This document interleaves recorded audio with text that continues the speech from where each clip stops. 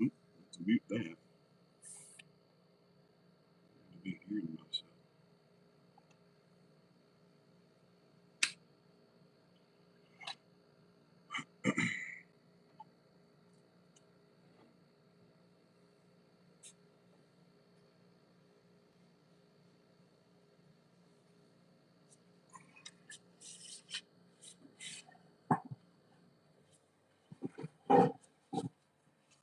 What's up, Mike? Man, Mike, I tell you what, man, you are always the first one to pop in here. I freaking love it. You're the man. I don't care what Mad says about you. And I'm about to do some of your favorite stuff. Burn some of this wood. She lies. Oh, man.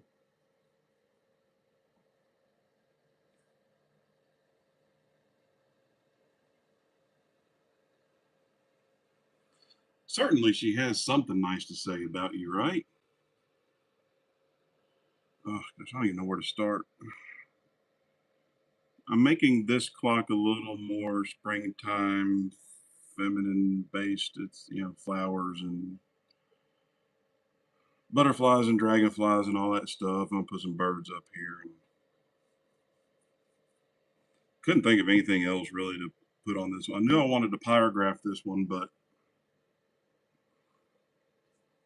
and I need to sand down some of these planar marks. I'll do that by hand after I burn because the burn's going to cover up a lot of it. Let's test to make sure this is hot enough. Yeah, she hot enough. I've never burned sycamore, so kind of curious how it's going to burn and the texture and everything and the smell, so we'll see.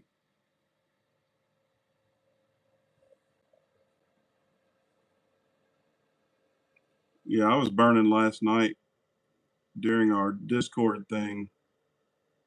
Um, it burned a couple of plaques.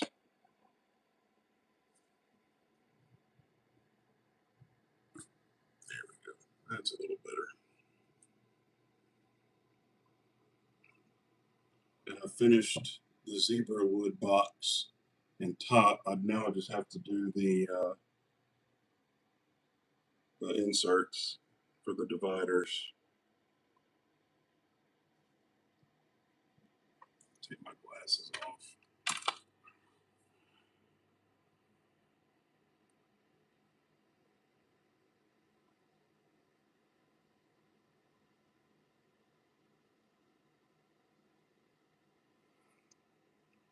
The cool thing about doing these flowers, and I need to turn this heat up,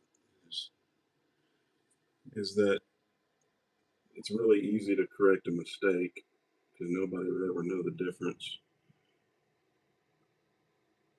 Whereas lettering, like I was doing last night, takes a lot of focus and you have to be really careful. Because if the letter is off by an eighth of an inch or 16th of an inch, it's all the eye is going to see.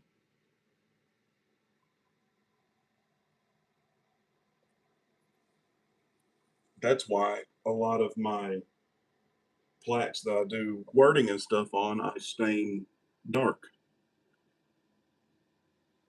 Kind of helps hide it a little bit.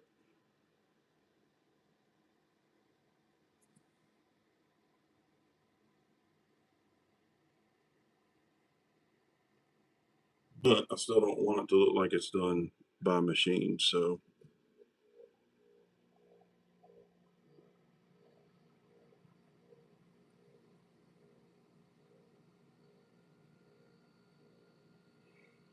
also, I remembered to plug my microphone in before I started the live, so hopefully I'm coming through a little bit better today.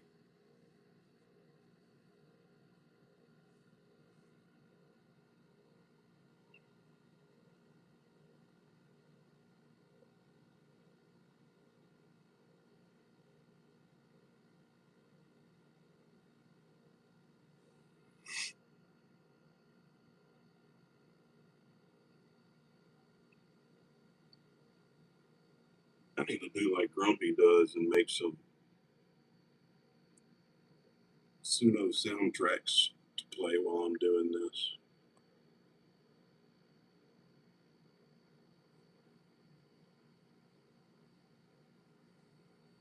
I sound good. Well, good.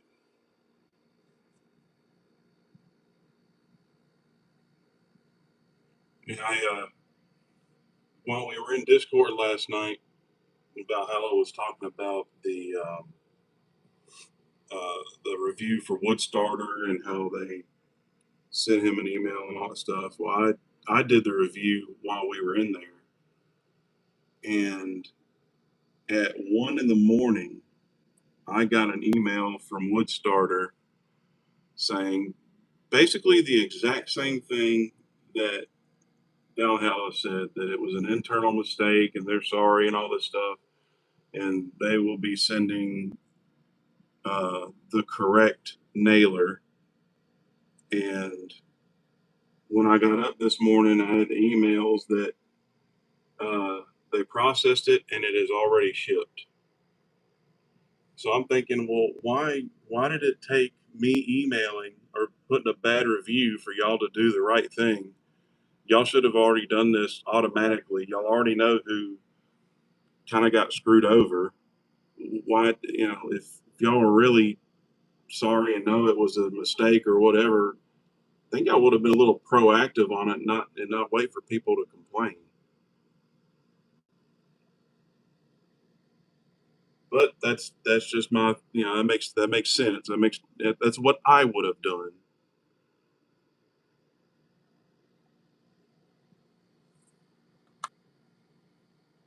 Oh, let's see who's in here. Got to put my glasses back on. What's up, creature? What's going on, Alan? How you doing today, sir?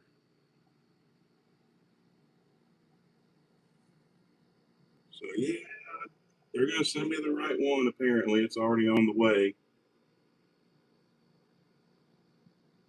because I do remember this is the one. The one that they're sending is the one I remember seeing on their little email or the little online flyer thing that you put your email into, and then it changed. So I don't think Ramon was really the one who made the mistake. I think there was some miscommunication there. What's going on, Phil? I didn't really look to see yesterday. Did I get your name right? I did. I'm pretty sure it's Phil. Their community woodcraft. Please let me know if I'm mistaken. I like to try to make sure I get everybody's name right. I got it. Okay, good. So my memory hasn't failed me yet. It's usually my memory's usually pretty fuzzy these days. It's not what it used to be. Hey, Emily.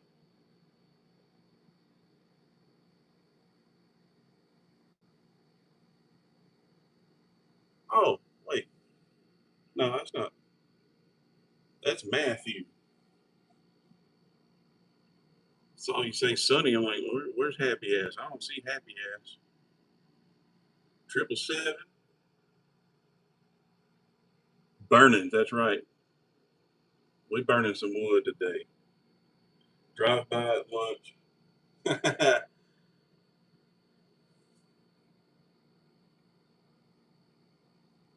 Yeah, whenever I think drive by, I think of that Deadpool movie. He farted as he walked by. He says hashtag drive by. I can't tell you how many times I've done that to my daughter.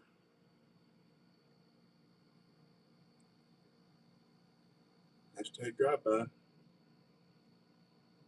Rip.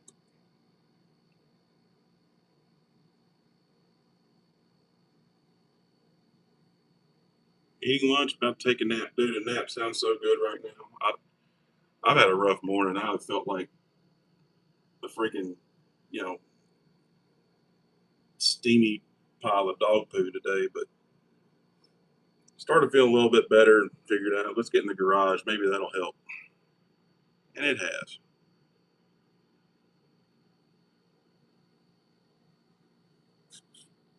figured some aromatherapy with wood burning would help.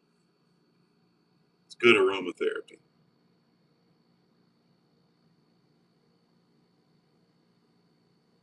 So, I'm not gonna do not a lot of moving around and stuff today. Keep it kind of low key since I have this thing to do Saturday.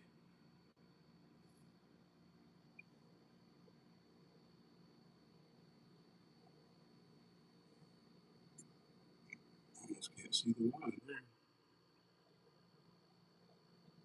And I definitely want to be feeling good for that.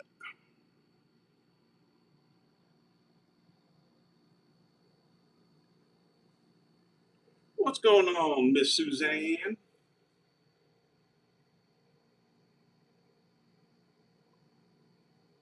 If you did that on Hickory, does it calm the barbecue cravings? Asking for, you know what? I don't know. Hickory is what I used on is what I use on my smoker. So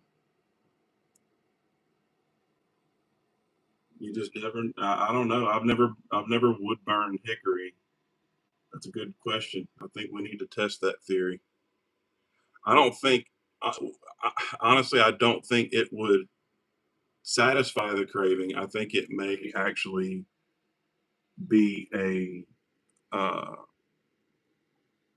be a catalyst for it.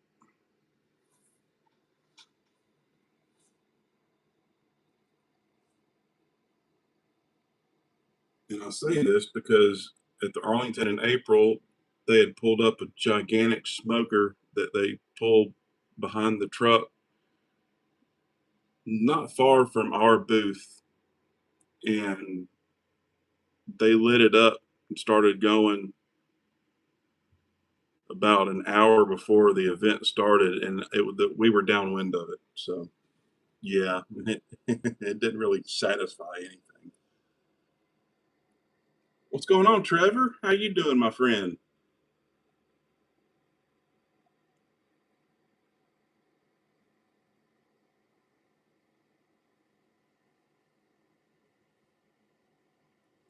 Man, Trevor, that I watched your short of you engraving that bottle, dude. That thing does a great job.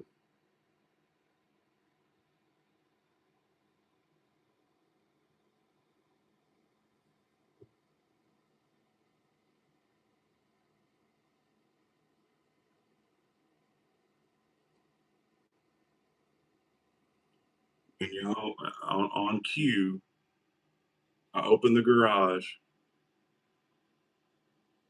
and this was about 15, 20 minutes ago. I opened the garage, and within 5 minutes, guess who comes rolling up? My neighbor, my sweet, sweet neighbor who scared the bejesus out of me the other day. She just walks straight up in the garage. Hey, how you doing? Oh, right when I was using my router, had my back turned. Oh, scared the crap out of me. Yeah, she just walked right in today. How you doing? I mean, it takes no time. As soon as she sees my garage door open, she's coming over.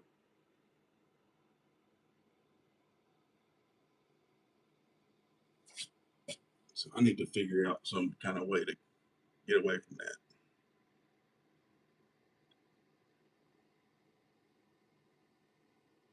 A full wrap on the machine takes 3 minutes. Dude, that's awesome. You could batch those out quick. What's up, Cheryl? What did creature do there, Trevor? Oh wait. The creature that's right. He gifted you that box the other night on BV. Is that what you're talking about?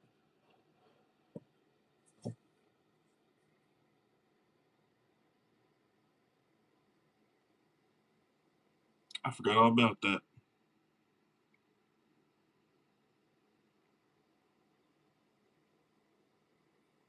Yeah, that's okay. Yeah, that's what I thought.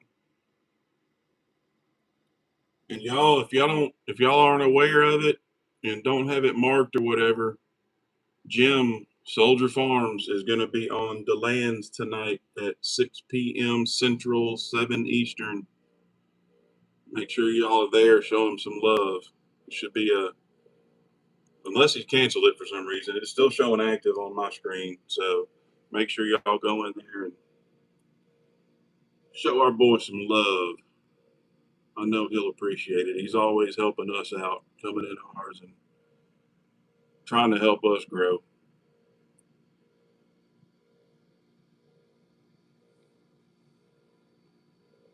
What's going on, Moyat? My man. Man, I'm having a great day. Fix the house up, getting ready to sell. Well, there you go, Suzanne.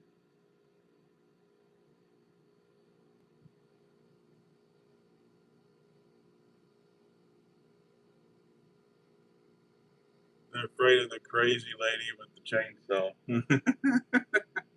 Maybe that's what I need to do to scare away my neighbors and keep them from just walking straight up into my garage. Is start chainsaw carving. I mean, I've got one. I got a pole saw too, but maybe that's what I do. What I need to do, get them to stay away, because she likes to just walk right up in here like it's her house. But she's a sweet lady. I love her. I pray for her all the time. She really is a sweet lady. But she don't have a real sense of boundaries. You know what I'm saying? And Amanda and I are pretty private people for the most part.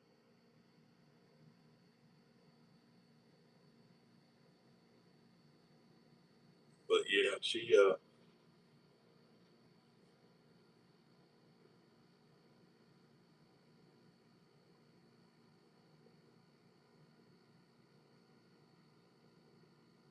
huh, now there's a fly in here. Another invader.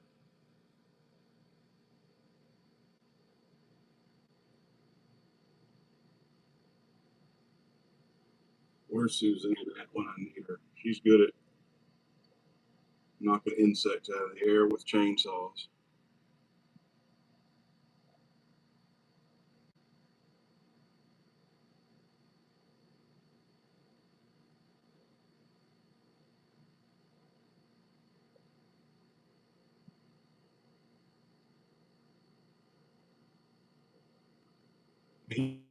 Suzanne, where are y'all moving to?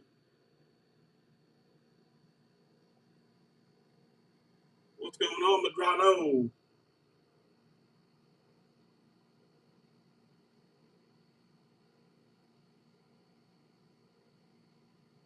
What's going on? South Georgia laser 3D printing. Athens, oh, right up the road. Okay. Michael S. That's another dude that's everywhere, always trying to help out.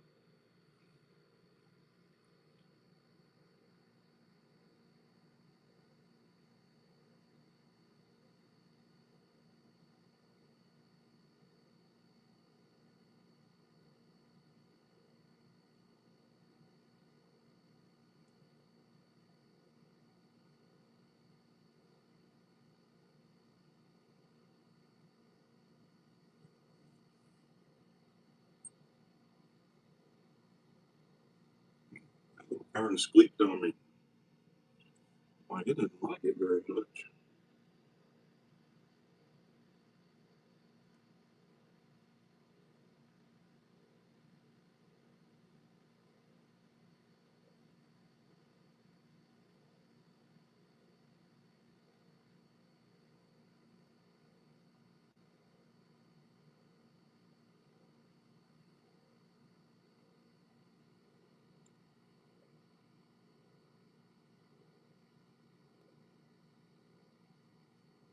Yeah, that's one thing I think I mentioned in I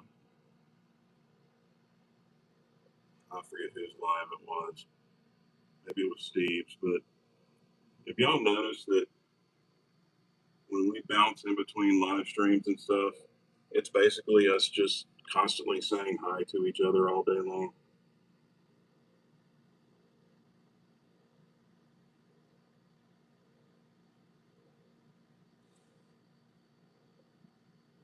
Even though we just saw each other somewhere else. Is it just me? I mean, don't get me wrong. I think it's fun and funny,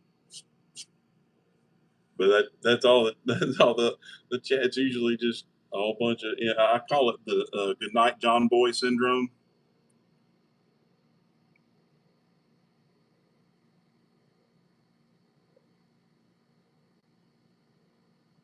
I just noticed it's a running trend. It's just me. Yeah, I kind of figured it usually is.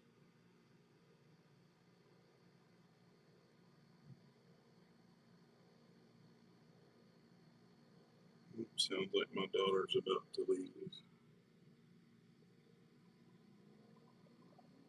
Gotta go make that money.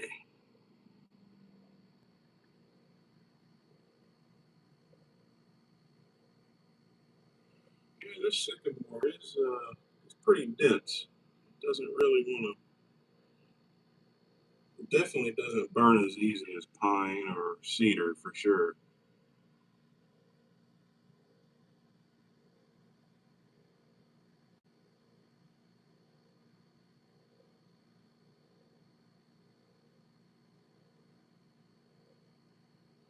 But I am satisfied. It's not very sappy. Whereas the pine, you run over. If there's a knot in it, you can just forget it. It ain't gonna do it. It's how the community sort. Oh, yeah, absolutely. No, I'm definitely not saying stop chatting, stop saying hi at all. I love it. I find it it's funny like we can all be in a live together and then go to another live and we all say hi to each other again like we didn't just see each other. You know what I'm saying? It's just I think it's great. Don't get me wrong.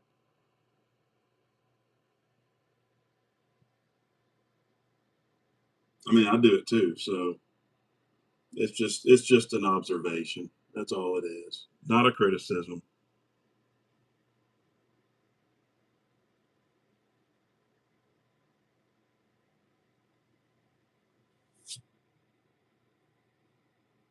Yeah, we follow each other around. I mean, we're a crew. You know, it's the oh, what's the term that tribe? That's it. Where is the?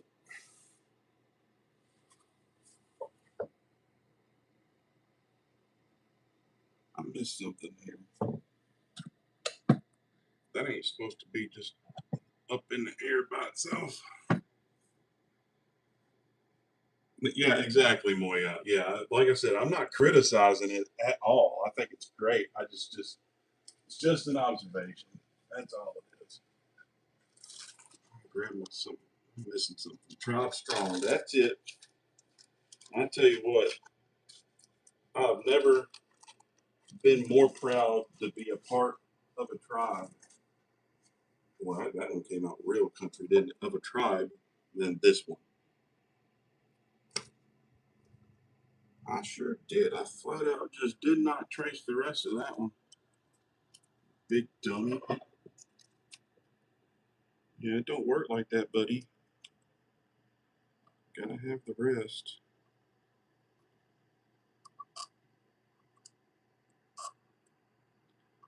I finished the zebra wood box. I'll show y'all in a second. She purdy. Finished the top. Just gotta do the dividers and she be done.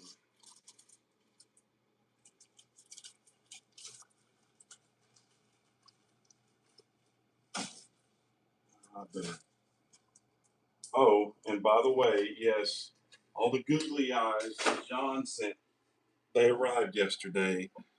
And as soon as Amanda got home, like in the first 30 seconds, She sees them on her couch. She starts grinning and gets all giddy, and they're unwrapped, and she's looking around for places to put them. And she put the first googly eyes on me, on my toes. Now they're all around the house, on my trash can, on my fan that I have by my chair. Just they're everywhere. And I'm like, she did the same thing, I don't know, 4 or 5 years ago, and I've still got the same googly eyes she put on my beard trimmer and toothbrush. Well, not I've changed toothbrushes since then, but my electric toothbrush, it's got them on there. She's just, yeah. Thanks, John. Yeah, we all do. We all need to meet up. I think BV is trying to put something together um, out there in South Carolina for everybody to come and meet up and hang out. And I tell you what, I'll be there. And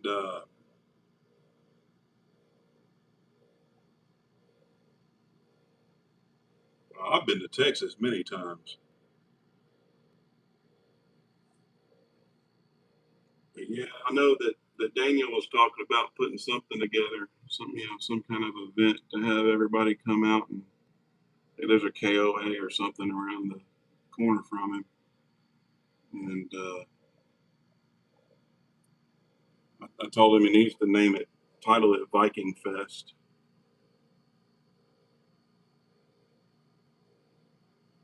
Call it Viking Fest, and we just do it annually. This will be the first annual Viking Fest, and everybody that can come out, we go out there, cook out, hang out, chill, and just have a good time.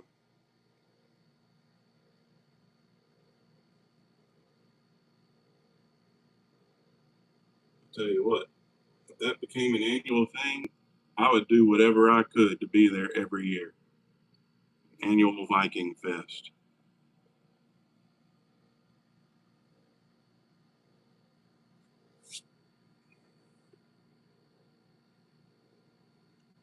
I've been to Dallas, Fort Worth, San Antonio, Houston, Galveston. I've been around Texas a few times. I mean, it's not that far away for me, at least. It's just hop and skip over Arkansas, and I'm there.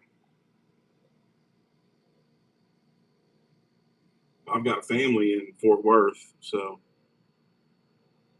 I've always got a place to stay if I go there.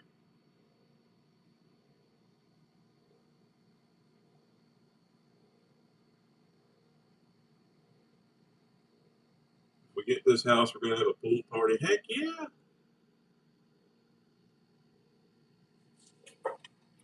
I've been through Charleston, South Carolina. I've never stayed, but I've been through there.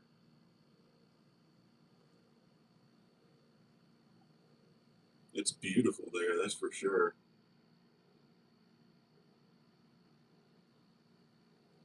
I mean, honestly, anywhere is more beautiful than Memphis, Tennessee. There's really not much here.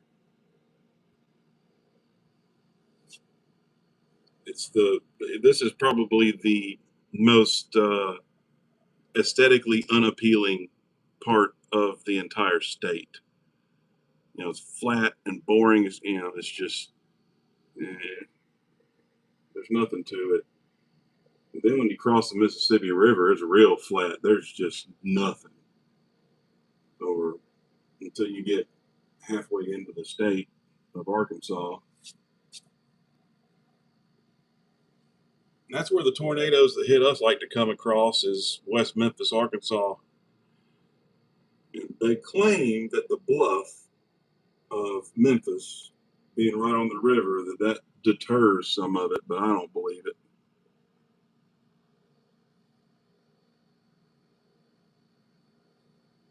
Uh, Memphis is parts of it.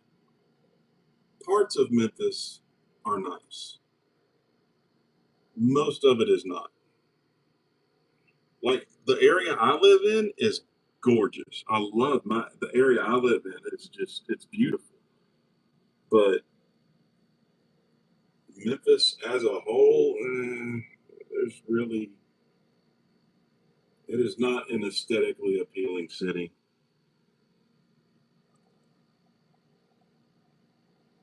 But that's my opinion. I've lived here most of my life, all of my adult life for sure, and maybe that's it. Maybe I'm just biased.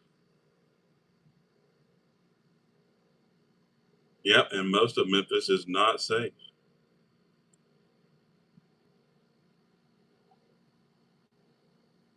Yeah, Robert, I am in actually I'm in Lakeland. I'm in a suburb northeast of Memphis, right on the outskirts, on the northeast side of Shelby County.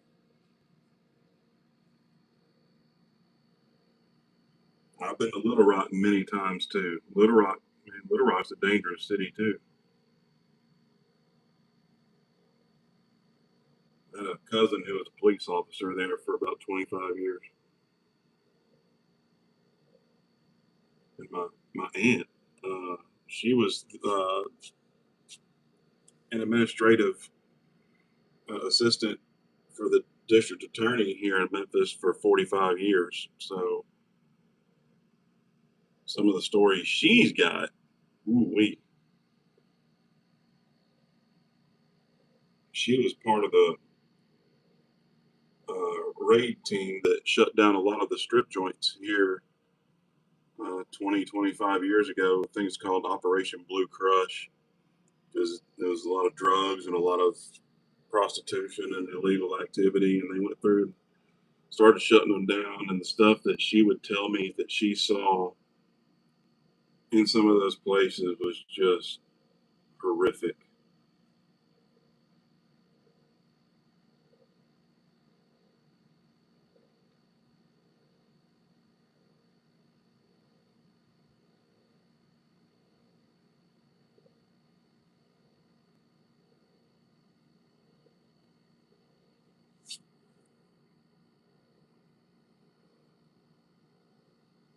Oh, there's Miss Francis. How you doing, Miss Francis? I've got your sticker and everything in the mail and in the mailbox ready to go. Mail's already run today, but it is headed your way.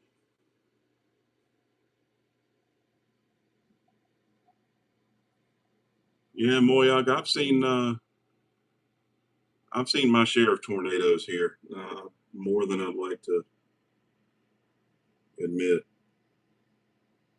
I mean, I've been in buildings that were actively hit by tornadoes and flipping and tossing 53 foot long trailers that are 50 feet from me, four parking slots over, like it was nothing. And yeah, I think that's the only time I've seen a tornado and actually got scared.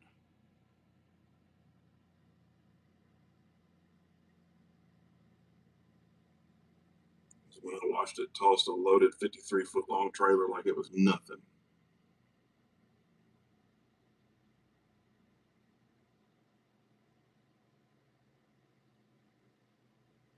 And when I saw that trailer go up in the air, that's when I ran into my office. Like, nope, nope, time to go. Got it. Nope,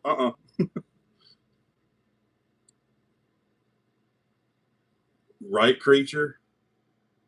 I've heard comedians say some stuff about the Katrina hurricane. You know, gave it a much needed bath or some stuff. I'm like, dude, that is a dark joke.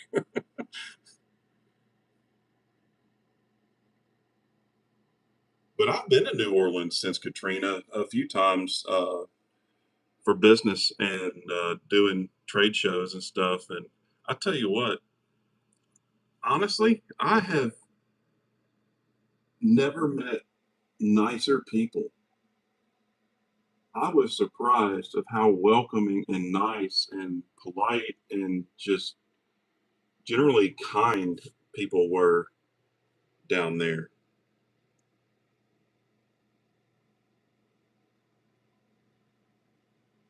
It was definitely a lot more pleasing and kind and inviting than Memphis. So maybe that's why it surprised me. I'm used to people giving you dirty looks and you're wondering if they're going to pull a gun out on you.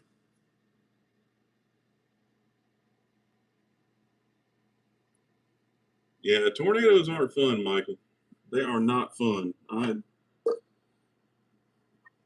Memphis gets we get little ones here and there around Memphis. They like to skip over us, so maybe that bluff thing really is. Maybe there's something to it. Jackson, Tennessee's been hit real hard by tornadoes before. Nashville got hit real hard a couple of years ago.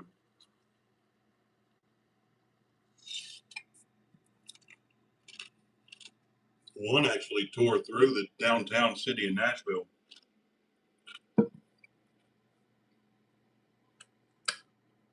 Oh, that was 2020. I remember that because I was in Sevierville when that one hit. So we had to drive back through it.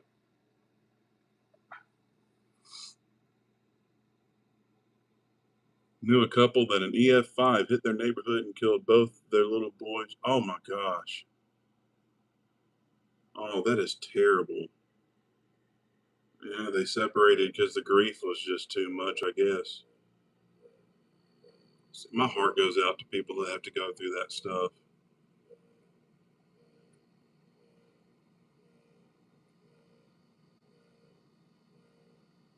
We are a friendly bunch. We just have trashy politicians. Well, I mean, they're politicians. If you want to meet some of the nicest people in the world, go to Cajun country. Hey, I agree, man. I love Cajun people. And I tell you, there's one thing about the Cajun community that I think is resoundingly true is they never want you to leave without having a full belly. They are all about food and fellowship, and they get offended if you don't partake of, you know, their culinary hospitality, if you call it. And it's just I mean, that was a big thing. I mean, even for my family, a lot of my family's from Middle Tennessee, and I grew up on a farm.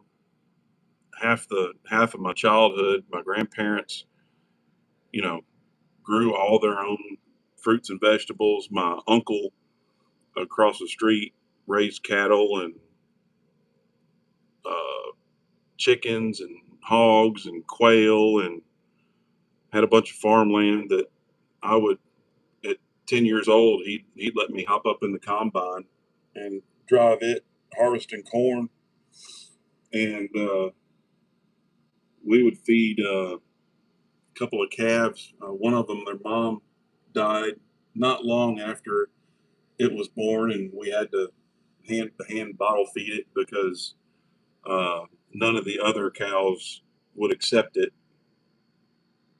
to nurse. So we had to hand bottle feed her, and yeah, that was fun. Like really, genuinely, that was a lot of fun.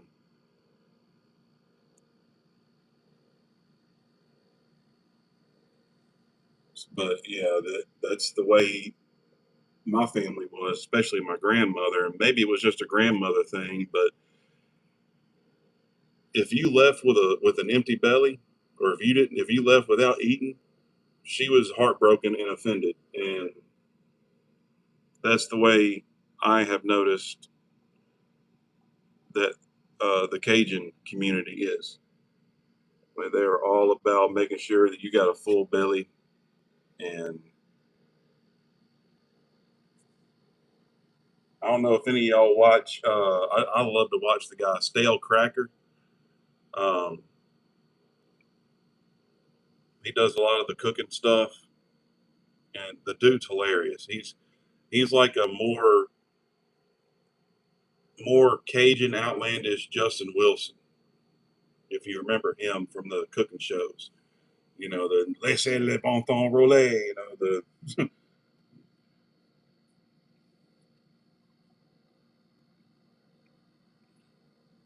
yeah, Stale Cracker, he's funny. Let's get it, dude. Right here.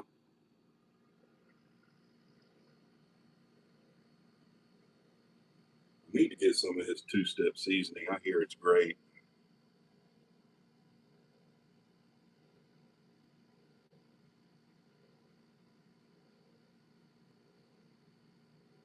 Who was a neighbor to Justin Wilson? Stale Cracker was a neighbor to Justin Wilson?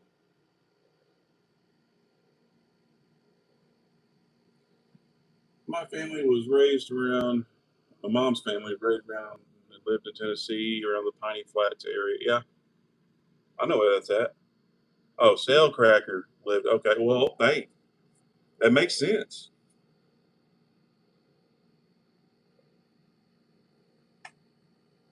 Yeah, I know.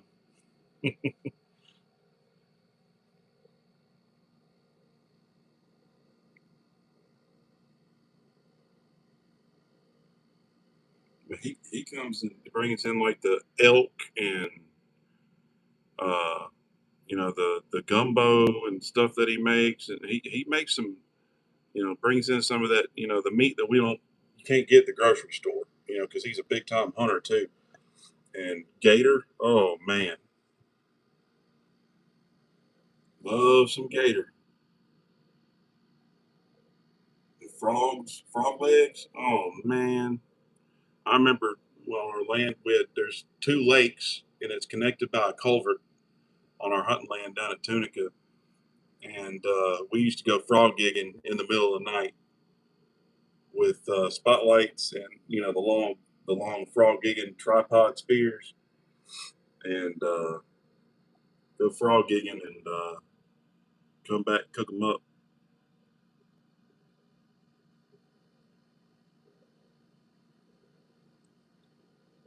You know, people like the Duck Dynasty guys, they go in and catch them by hand. They don't gig them. I guess it's probably better to do it that way because they stay fresh longer. They're not dying and you're not damaging the meat. But down here, when it comes to hot sauce, it's like Frank's hot sauce commercial. Yeah, and yeah, I guarantee. But yeah, hot sauce. Like, look, I love spicy. If it ain't spicy, and I'm talking like if it doesn't make me sweat and give me the hiccups, it ain't good.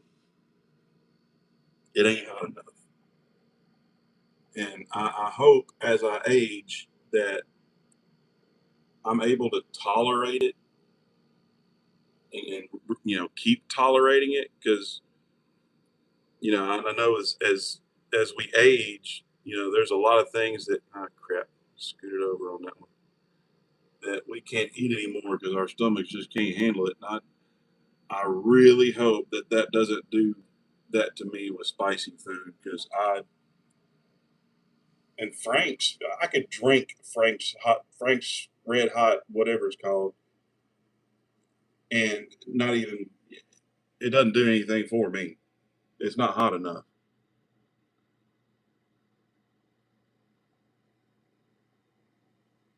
Yeah, I've seen Trevor. That's the way. Um, that's the way I am. Like I don't like it just because it's hot. It's got to have good flavor. Like for instance, I really don't like the flavor of like chipotle or um. What's the other? There's another pepper I don't really like the flavor of. Um, but yeah, cayenne's good. Jalapenos are good if it's a good one, a hot one. Um, I've eaten ghost peppers. I've eaten Carolina Reapers. Um, what I what I'd like to try, and I'll tell you, the hottest hot sauce I've ever eaten, and y'all probably would never guess where it came from because it surprised the crap out of me. Because whenever I order hot wings around Memphis, I I tell them make them as hot as you can make them, and I've had them come where there's dozens of jalapeno peppers cooked in them, and the sauce is so dark it's almost purple. But the hottest sauce I have ever eaten came from Zaxby's, and they don't sell it anymore.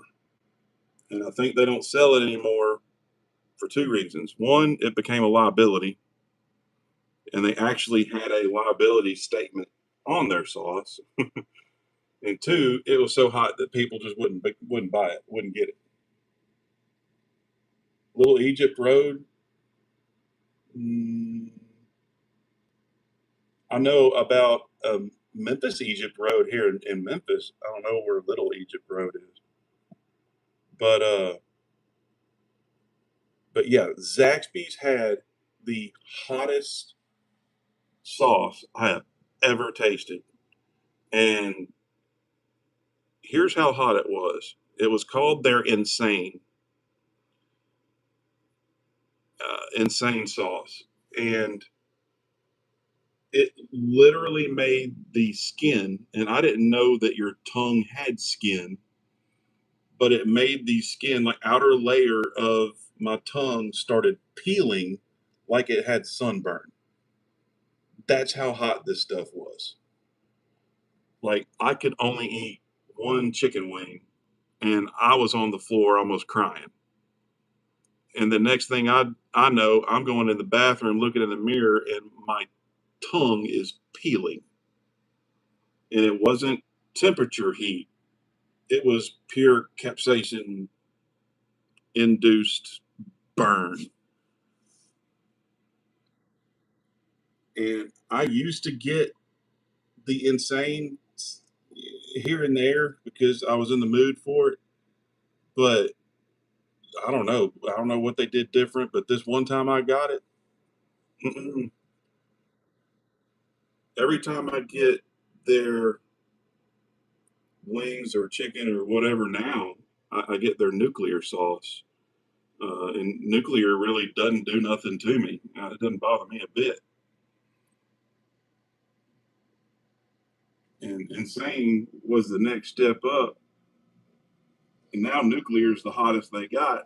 But man, they're insane. That was a big step. That was a giant leap. But yeah, they don't sell it anymore.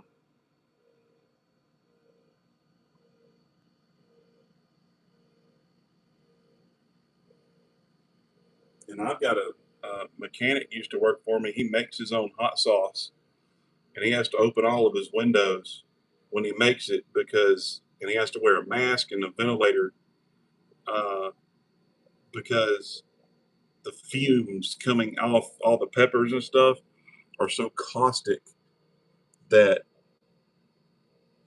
he almost has to leave the house. His wife actually does leave the house. He said there's been times where she's gone and gotten the hotel because she couldn't stand it because it was all in the air and everything.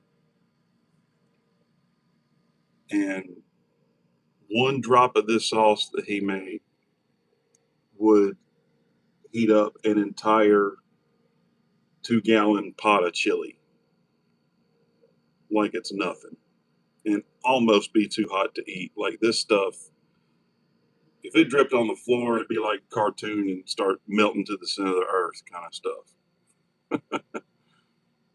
But he'd always make me a couple bottles of it. That stuff was great.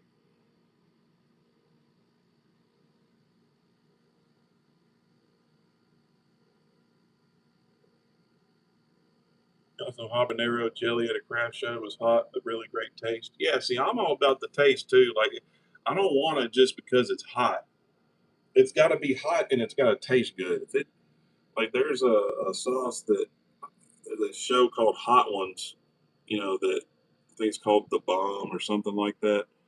That everybody always says it tastes like metal, like a battery acid or something. It's super hot, but it tastes like battery acid. No, I don't want that. No, I'll pass. I don't want something just for the sake of heat.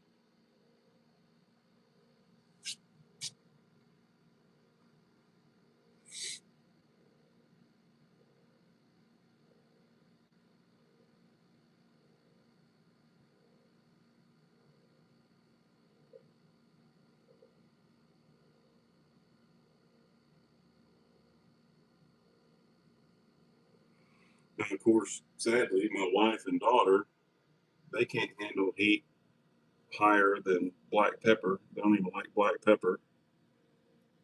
So I can't make anything spicy. Even my homemade chili that I make is I don't put pepper and stuff in it, and then it's still too hot for them. Well, it's bland to me. I can barely taste it.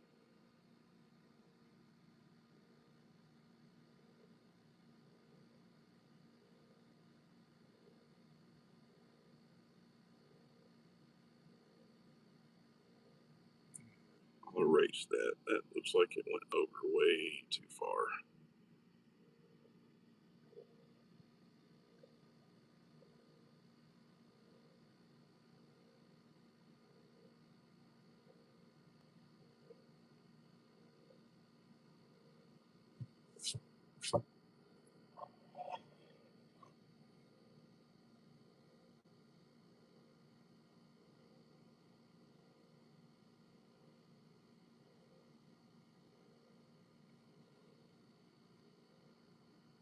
Have a good one, Moyat.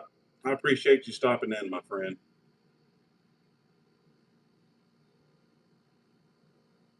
And absolutely my pleasure. And I'm serious. If you ever need anything, give me a call. And I ain't saying that to get you to put me on the wheel, dead gummit. I don't want that. Just just reaching out because I wanted to reach out, and then you throw me on the wheel, and don't do that, man. It makes me feel like makes it look like I did it to get something that I didn't. That ain't who I am. I know it ain't who Mike is or anybody else. I know you're just doing it to say thanks, but just say thanks.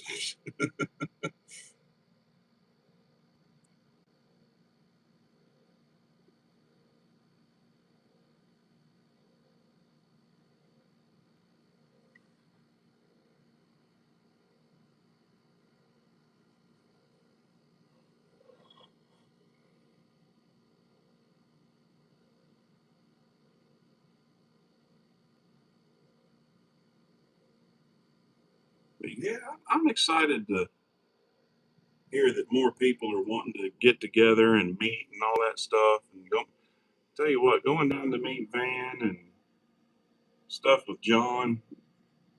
I asked Amanda to take off work to go with me, and that was a lot of fun. It really was.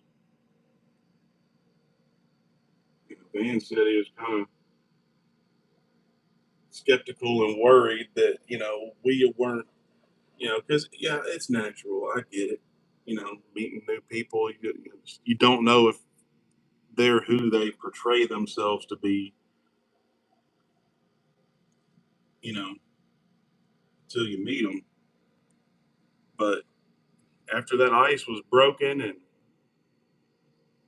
we showed that yeah, this that's us. What you see is what you get. Man, it was like the three of us had known each other for decades, and we were just getting together and hanging out for the first time in a long time. That's what it was like. So I like that. Like to see that other people are doing it too, and kind of wanting to get out there. Yeah, Moyak's a great guy, and I tell you what, the dude knows his woodworking. So if you got any questions or whatever for woodworking and stuff, Moyak's a great resource. Dude knows his stuff. What's going on, Mr. Harry White? Another guy that knows his stuff. Y'all go check his channel out. He's growing like crazy too. He does a lot of good work.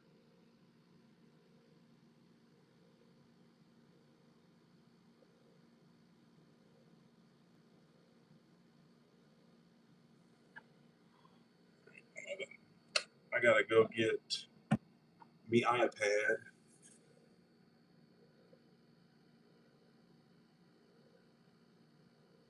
because my wife. I just heard my wife texting me. Oh heck yeah, Bear and the Boss Lady. Oh my gosh, I'd love to meet and hang out with them. Or the Rainies, Tina and Eric. They're not all that far from me. Oh, I could be at their place in a few hours.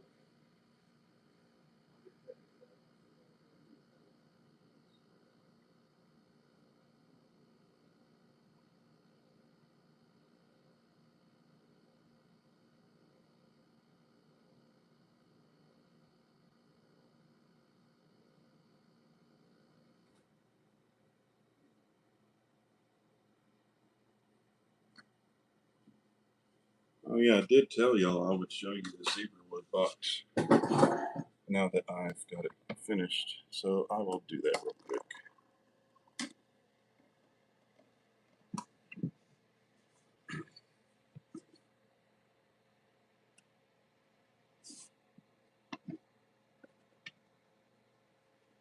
Nice and shiny. I mean, I can almost see my reflection in this finish. It's and the chatoyance of that zebra wood is just gorgeous. It left a little live edge right there. I kind of like that. A little knot. And then I'm going to put some dividers in. I'm going to make the dividers out of the Kiot. It's got a cherry handle. I still have to put paste wax on the top, and I'm going to put paste wax on here. I haven't done any of the finish yet there, but that is the zebra wood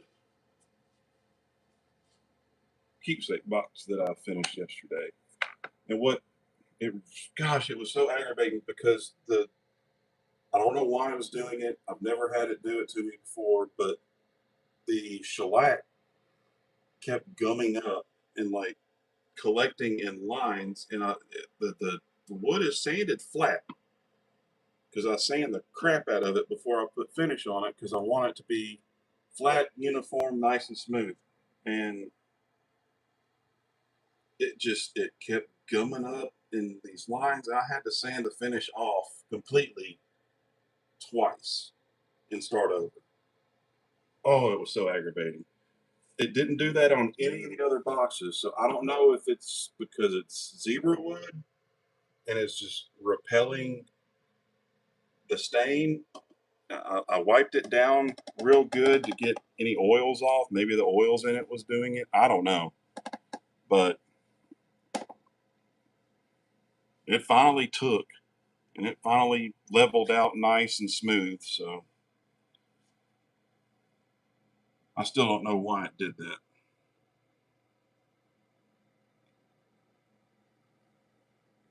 Wife won't be home until after 8 p.m. Well, that sucks. Oh yeah, she has her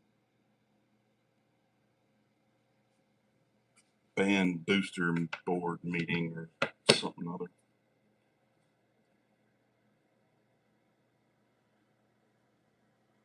Well, thank you, Suzanne, Robert, everybody. I appreciate that. Yeah, it was a fun box to make. I look forward to taking it and getting some advice and uh, criticism and stuff from other professional woodworkers on Saturday. See what they think, what I could do better, what I could improve. I'm treating it as a learning experience. I want to. It's like I would do miter splines. I want to do miter splines, but I don't have a miter spline jig yet. I haven't made one. It's not that I can't make it. I just haven't. But these the box sides, the zebra wood, first of all, glues together real well as it is, but this is 3/4 inch. Yeah, those, if those walls, the sides were less than half an inch, I would need miter splines, but I don't really need miter splines with them being so thick because there's so much surface, glue surface area. It ain't coming apart. I tried to pull it apart like the Hulk, and it didn't budge. So,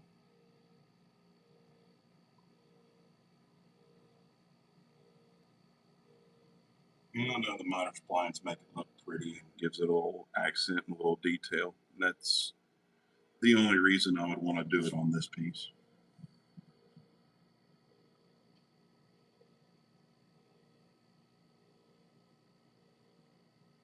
What was this about Suzanne before?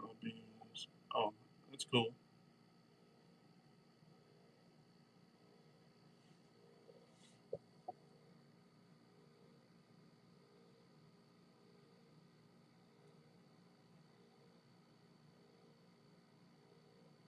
That's cool, Harry. You're good, my friend.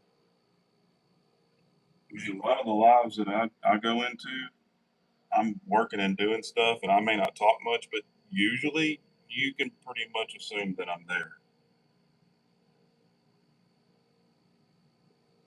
I mean, I've already been in 2 or 3 lives this morning. I didn't say anything just because I was feeling like crap. I'm just trying to get, help people get some watch hours, but I do go into them. I lurk, in other words, like Norm does, because like Norm's probably in here right now and hasn't said anything.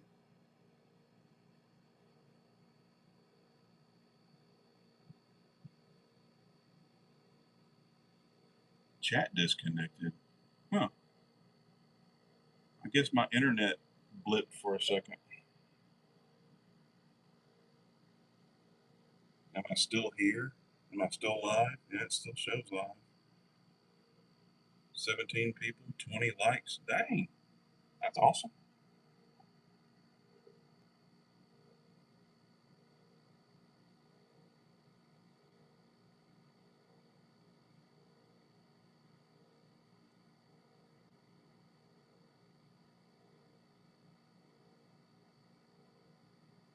Clean this up.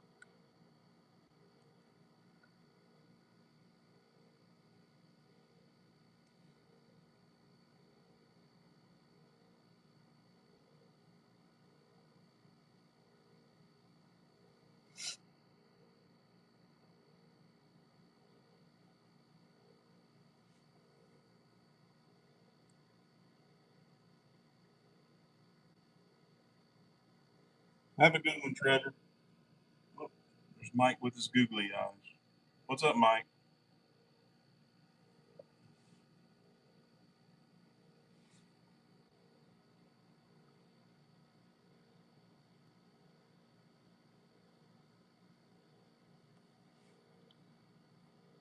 I don't know how many of y'all go into the after party after BB's thing, the after party on Discord, but Scotty Wayne Moon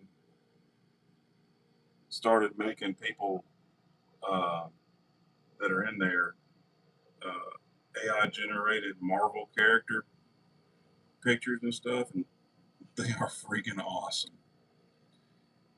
And he made uh, one for me, and I'm the Hulk, and he made one of Daniel, bearded Viking, and he's Odin, and it is freaking awesome.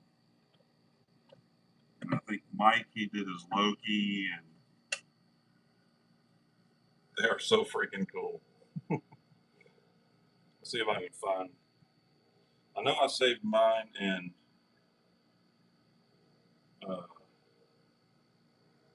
pretty sure I saved mine at Daniel's. I don't know if I saved everyone else's.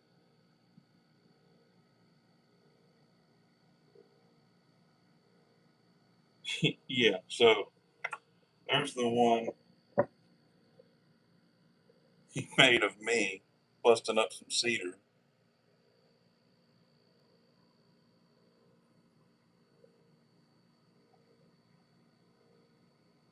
I can find the other one here.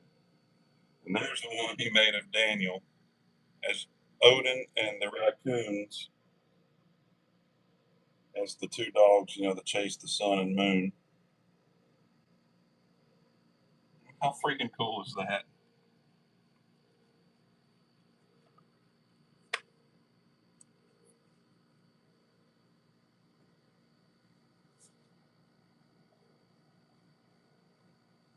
Just look, Suzanne, it's 5 hours and 9 minutes. I'm not sure how far Suzanne is from me. Probably not. Probably not that far. I'd say about maybe 3 hours.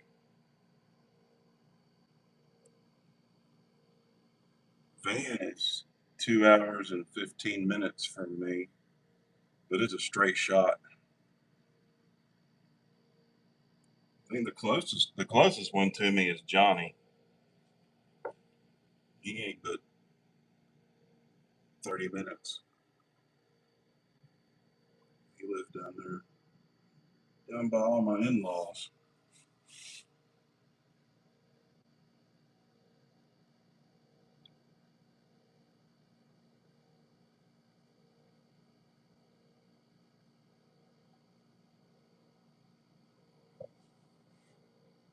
Old Keith Brewer, he ain't that far away either. About an hour and 15 minutes.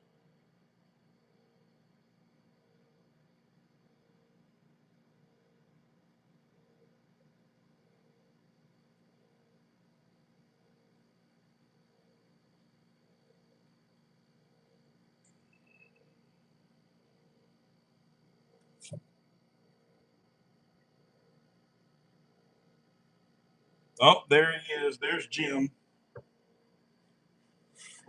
He's all with me. I tell you what, nobody's about that like button like Jim. How you doing, my friend? How's your eye doing? Hopefully you're on the mend quickly because you got a fun little interview tonight.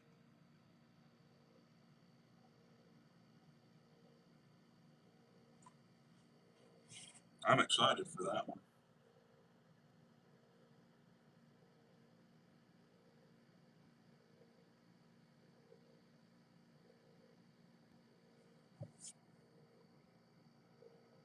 Better than you deserve, dude.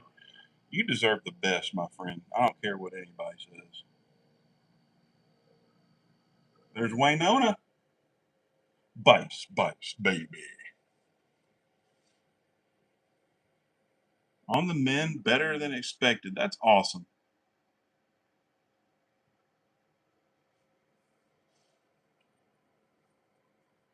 I can't tell y'all how many years I have heard Bice, Bice, baby. Decades. Pretty much ever since he came out with the song back in the early 90s or whenever it was. I remember in elementary school when the song came out, all the kids, Bice, Bice, baby.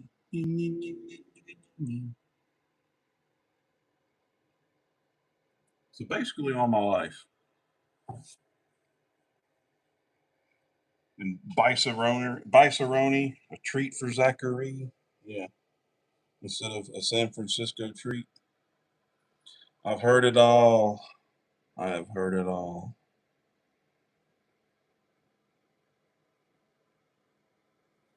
And honestly, I love it.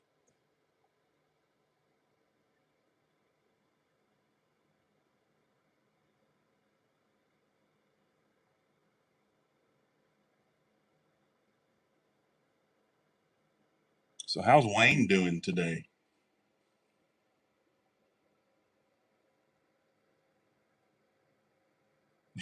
Jim. Just got back from getting rid of some friends. Dang. Remind me not to come visit you.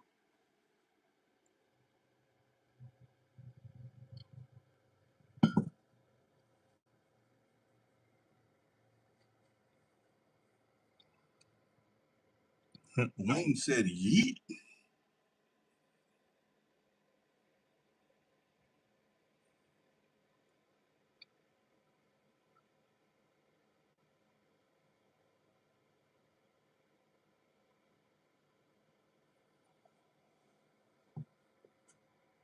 All your life, first time I heard the song was way back from the deployment. Well, to be fair, Jim, I was born in '84. So when did Ice Baby come out? 89, 90, something like that.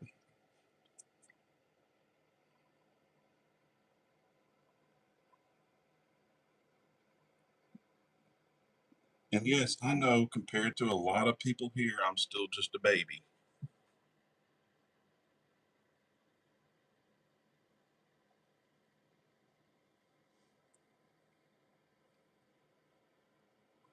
But there ain't nothing I can do about that.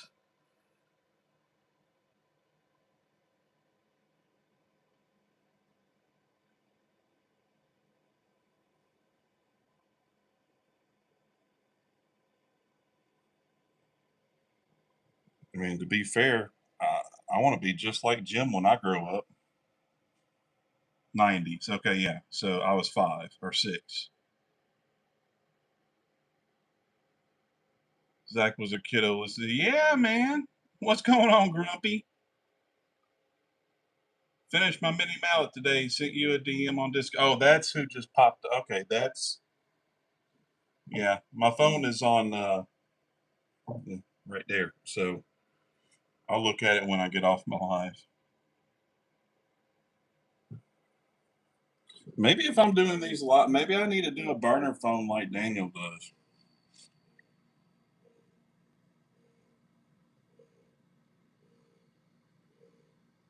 I don't know. I ain't that big time yet to justify the cost.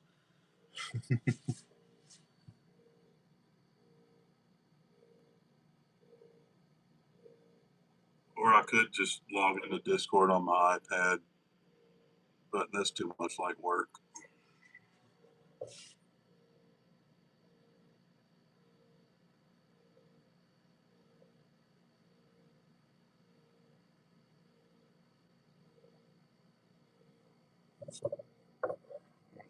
Missed a leaf. Leaf.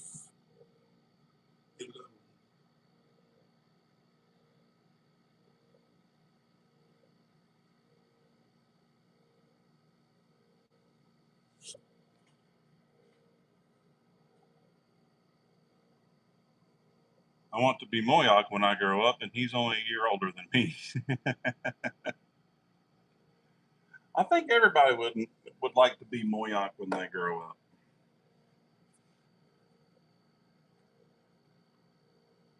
The bad thing is I'm never going to grow up. I don't care to grow up. Don't want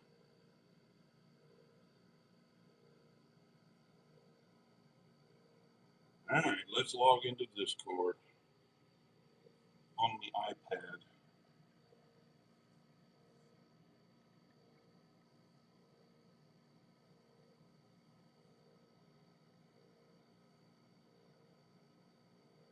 If I can remember my password.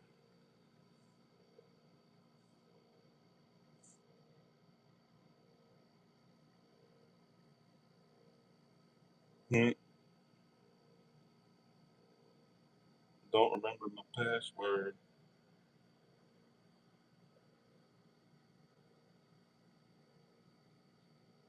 Hmm, I'll figure it out later.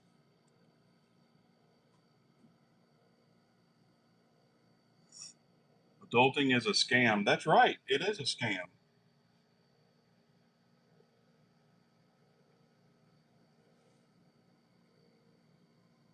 I don't like having to be an adult. Honestly, I don't think any. I mean, there's adult stuff that I like being able to do that I couldn't do as a kid, but that doesn't necessarily mean that I can't ever do kid stuff and be a kid. You know, what's the fun in life if you can't do the stuff you enjoyed as a kid, like setting stuff on fire or,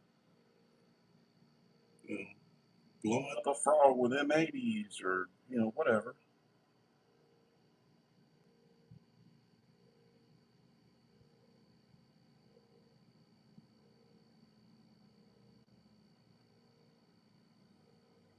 This dang fly.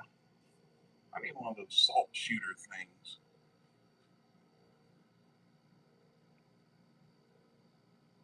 This is a big old fly too.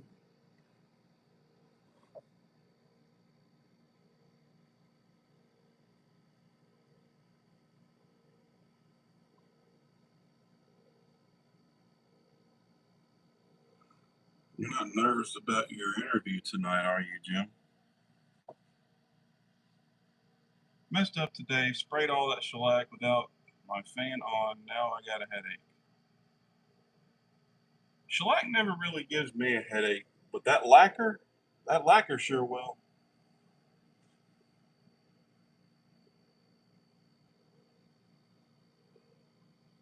I don't really bother turning the fan on, my exhaust fan for the shellac, but I usually don't put it on real heavy anyway. But that lacquer though, yeah, I'm wearing my mask and turning on the fan for that crap.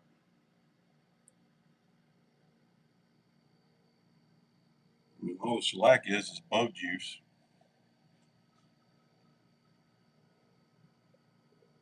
Lacquer's a little bit more chemically.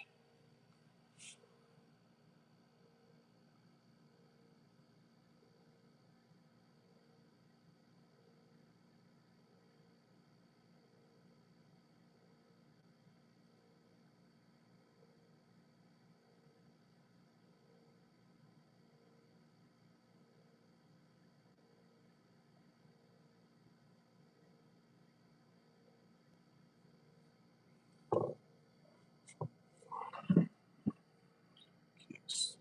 Didn't make that mark dark enough.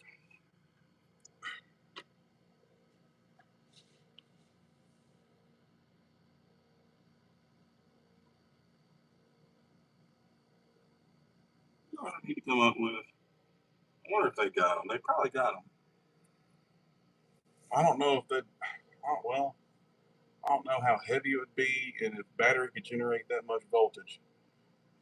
But make a pyrography pin that's cordless. You don't have to plug it in. The dial's on the back of it. It's cordless. I wonder if they make those. Not really. They're just trying to figure out if I'm using my laptop or a phone and tripod. Oh well, yeah, the Peruvian walnut sawdust. Yeah, yeah, that might get you. And then you got the sawdust all in your nose and stuff, and then the shellac fumes and everything, and then it gets all gummy and stuff in your nose, and then the fumes stay in your nose because now all that stuff is adhered to your dust boogers. That's just a theory. That's what I theorize. I mean, when you blow that stuff out, that's what it looks like. So,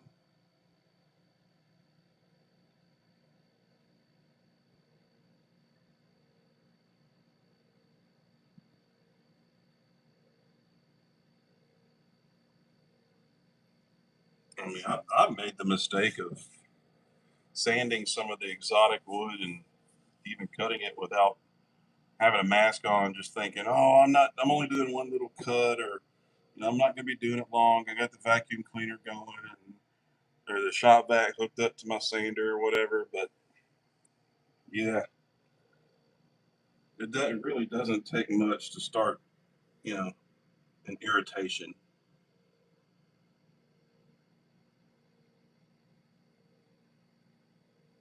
And the worst of it that I've worked with so far is actually the Bolivian rosewood.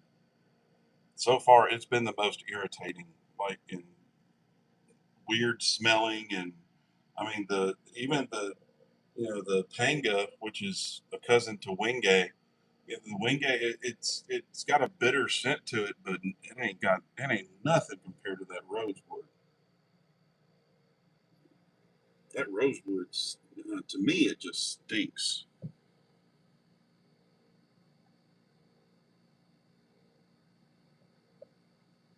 I had somebody tell me, "Oh, it smells like roses." I'm like, are you BSing me or? Oh yeah, Suzanne, 100%. If you're carving and stuff, even if you got the shop vac running for those, your exhaust port and whatever under the table and everything. Oh heck yeah, the carving puts out so much dust.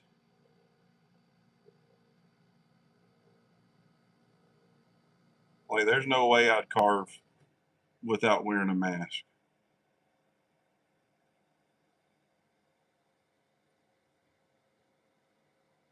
Wingate smells like poison up. Yeah, it kind of does. That's a good comparison.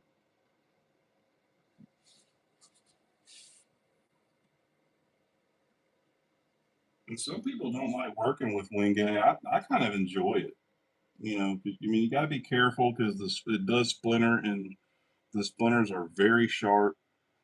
And the bad thing is if you get a splinter from those exotic woods and stuff, it can set up infection a lot faster than it's like, pine or cedar splinter or something like that. But I mean, I just working with it and the texture, and it's so different than any other domestic wood.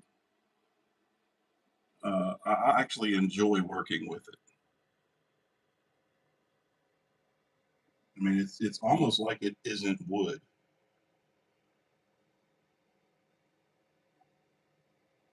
It's just amazing to me how cool God is and how He designed all this stuff, and it's all so different and wild how it all grows and works together, and pretty cool.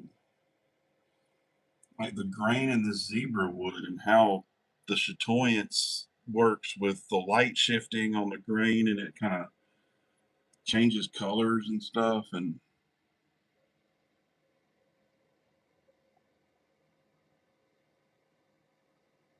it's wild. I don't think enough people appreciate woodworking for what it is, and the majesty of what can be created from it. It's just, but it is awesome to see so many young people these days really getting into woodworking and making some cool stuff. Like they're really bringing it back.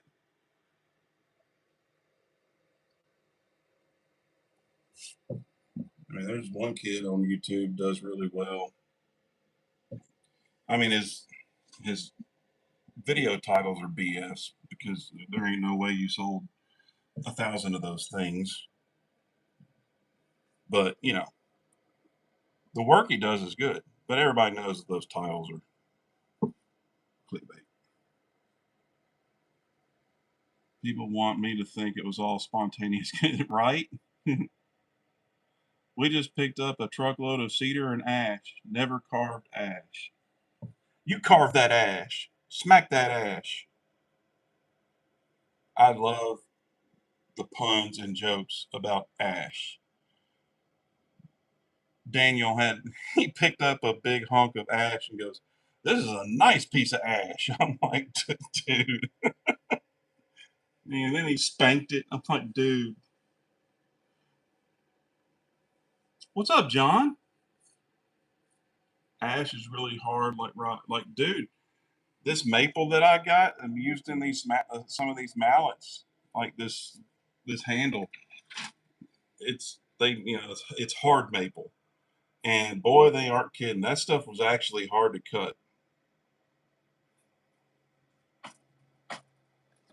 I mean, it would bog down my miter saw way harder than any of the other hardwoods that I've got. That stuff, it didn't do like what it was doing that to Daniel. That I don't know what kind of maple he got, but yeah, this stuff would, man, it's tough.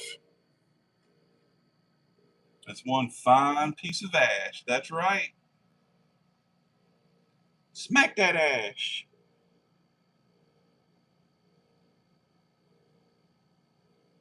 It will dull carbide faster than oak. Yeah, yeah. I think I'm learning that the hard way, Jim, because I've got an 80 tooth fine cut carbide blade on my miter saw, and I think it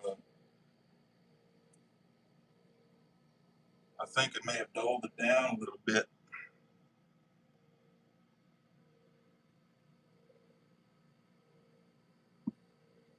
I need to clean it. I know I need to clean the blade. I've been doing a lot of cutting on it, but I'll take a look at it later.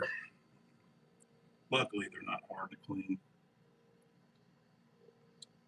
Get a little simple green, let it soak, brush her off.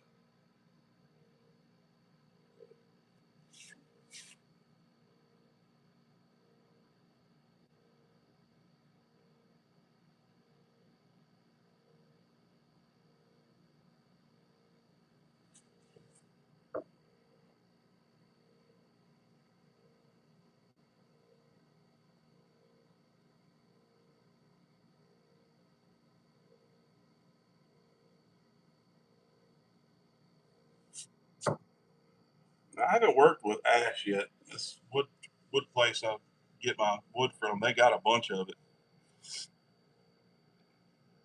but they got a whole bunch of curly maple, ash, red oak, white oak. Actually, they've got a sale on white oak right now. I need to get some.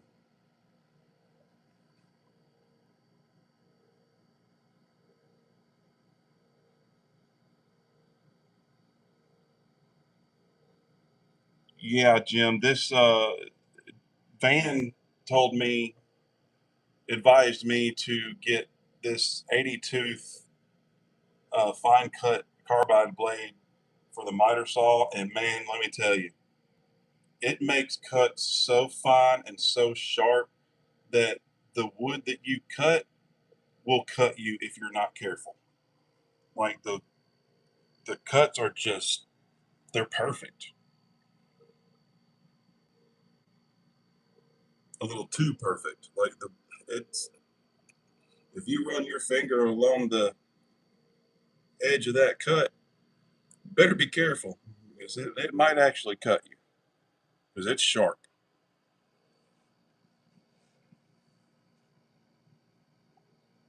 Thinking about doing a chessboard out of ash and Peruvian walnut. Ooh, that'd be pretty.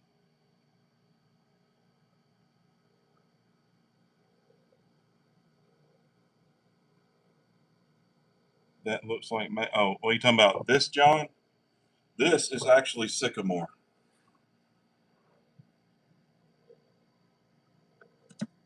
Sycamore. You can see here, if I can remember where the camera's at. That's the bottom grain because this is a cookie cut from the tree that I'm turning into a clock. I've got some more sanding to do, but I decided to do wood burning on the face of it, and the black of the char, the wood burning will match the face of the clock because the face of the clock is black. And I've got a couple more hunks of sycamore that honestly I think would make into great, beautiful pins. So if I see Johnny Saturday, I'll double check with him and see if he wants it. If not, I might just be sending it to Mr. Oldpath. And I know Rusty said he was interested in some. I've got one more crosscut that I could send.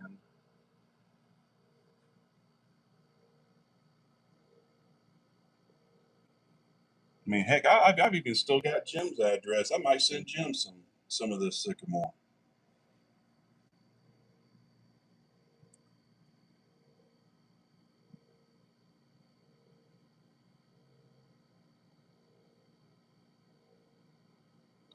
Actually, I'd rather do that than this because this almost makes it seem like it's a waste because how beautiful the grain is. Could make some gorgeous pins and stuff out of it.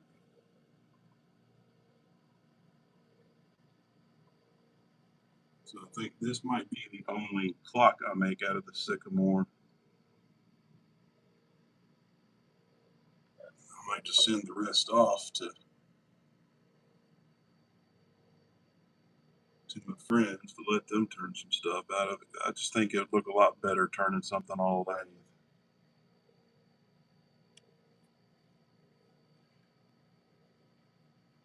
in. I tell you what, Jim, I'll send you I'll send you one. I don't want anything for it except if you could turn me one pin out of it and send me a pin out of this, that would be awesome. And you just keep the rest of it, do what you want with it, sell it, all that good stuff.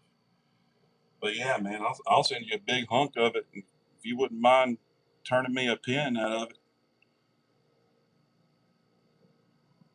I'll send you even more stuff. I got some walnut too. I got some cedar. I got a bunch of cedar. I don't know if you could use some cedar, but I've probably got 30 cedar crosscuts that might make some beautiful pins too. Pins, plates, whatever. Making a little smiley face. Oh, that's cool. John does some good work, y'all. Y'all need to go check him out too. Can't see my mark. That doesn't look right. Now I gotta look at my stencil again. I got in a hurry.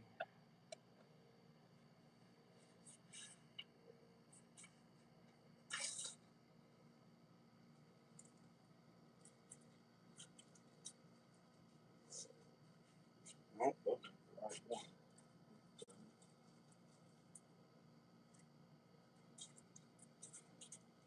There they are.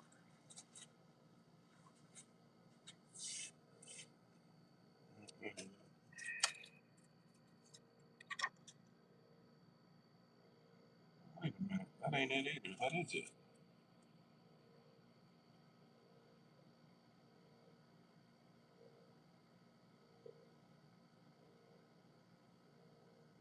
Okay. I see it now.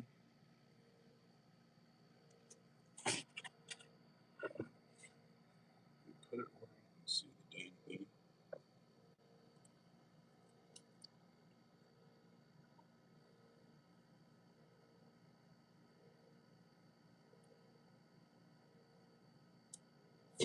That's a little better. That's no better. All right, let's leave these out so I don't have to rummage through the bag. I'm probably gonna need to look at it again.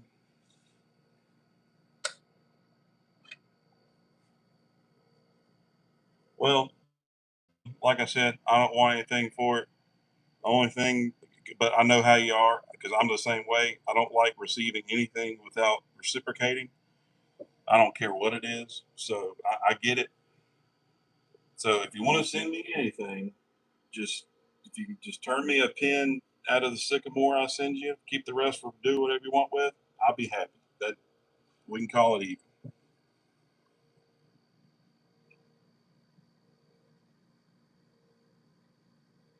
But I'll put that together and since I hadn't heard anything from Johnny, I'll put that together, and I will put a package together for Old Path too, and send him some, because I know he's sending me some stuff too. And but man, I tell you what, the level of kindness and generosity of this group, of this tribe, I've never seen anything like it. Y'all know how long I've been searching for a group of people that's as kind-hearted and generous and you know giving as this, and supportive. Really, that's the thing, the support. Like, because you just can't find it anywhere. Nobody's like that, and it's not because of wanting anything. I don't want anything from anybody. I want to be part of a group that I can give to and do stuff for, and just because we want to, you know, because I've been in there's groups of people that they're just in it just to get stuff. Well, that ain't the group. That ain't the kind of people I want to be around.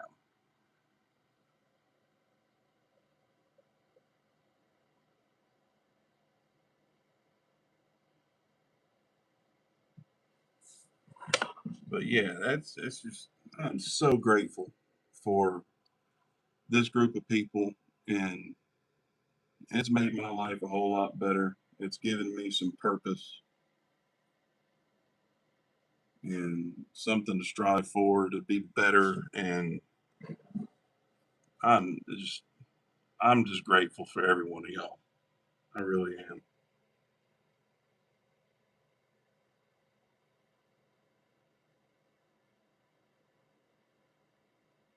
Anyway, enough of that sappy stuff.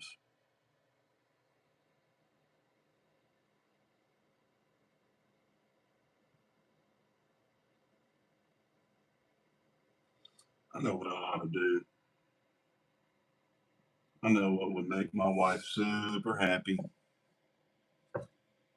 Unfortunately, she might think I'm stealing her thunder, but I might walk around the house today and throw googly eyes on a whole bunch of different things just to show her that I'm in on it too.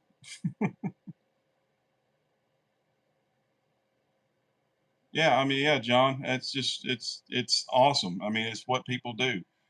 This is a group of givers and people who love each other. And dude, it's just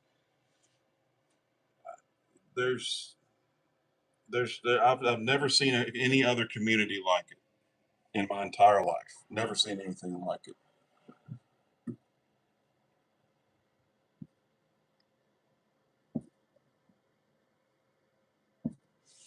And I'm grateful to be a part of it, to where I feel comfortable to give and do things like that too, and not be in fear of it being taken advantage of. That's kind of more what I'm saying. You know, now I feel better about giving because I know it's not being taken for granted. That kind of thing. All right, Matthew, have a good one, my friend.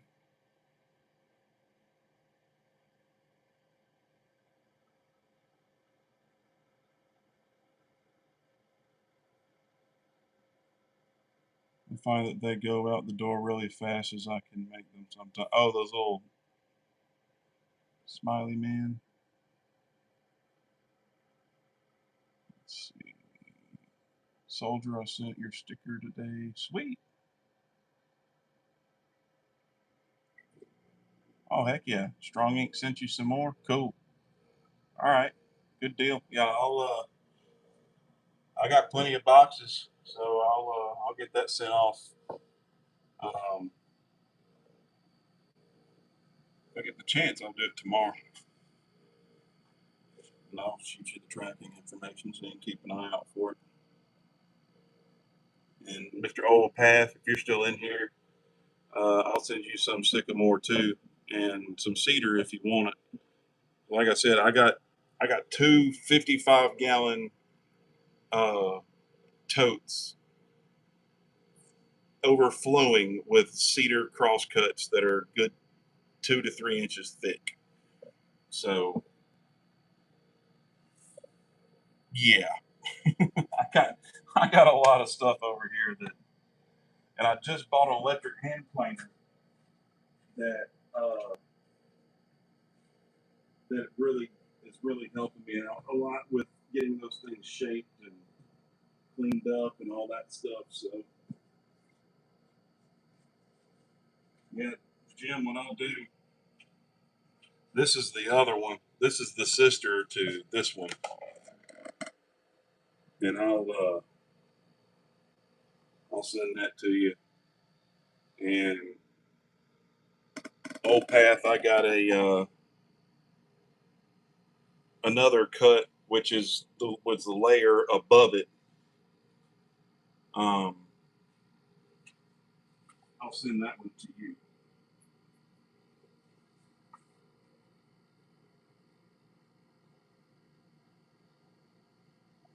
Yeah, yeah, John. I mean, like old path, he's sending me some because I, mentioned an interest in getting a lathe, which I got this laser engraver first because it will amplify and enhance what I'm already doing instead of jumping into a new craft. Uh, kind of needed it a little bit more. So uh, lathe is next on my list. So he very kindly made me a package of some blanks and stuff that he's got and sent that off, and I should be getting it soon. But just like man, just the kindness and generosity of this group, I just can't get over it, man. I can't get over it. Never seen anything like it.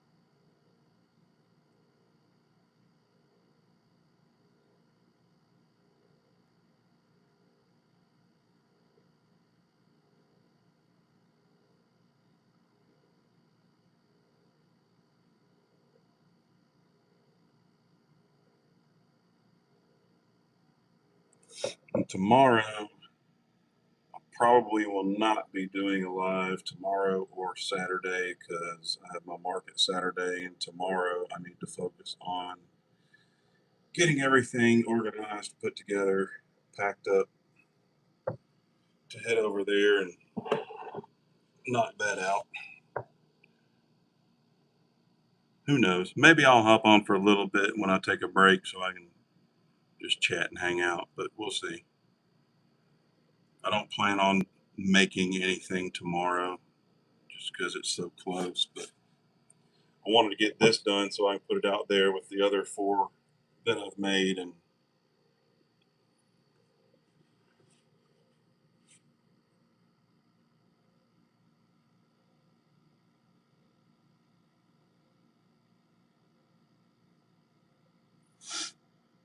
yeah, we were talking about traveling earlier. Sadly, the furthest west I've been is Texas. I've never been any further than that. Would nicer Bice like an acorn box? Oh, heck yeah, dude.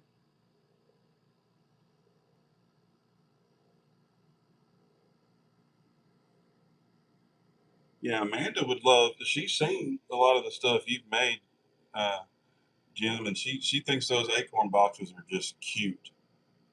She loves cute stuff. So yeah, I think she would. The wood burner you have is on my to-do list of things to get soon, so I can wood burn. Oh, that's awesome, John. Yeah, it's a lot of fun. It is extremely therapeutic for me. I love doing it. Yeah, it takes time and it does take practice, and sometimes this joker gets a little hot. it gets it gets warmed up from that you know residual heat coming off of it, and it goes up the handle. But yeah, it's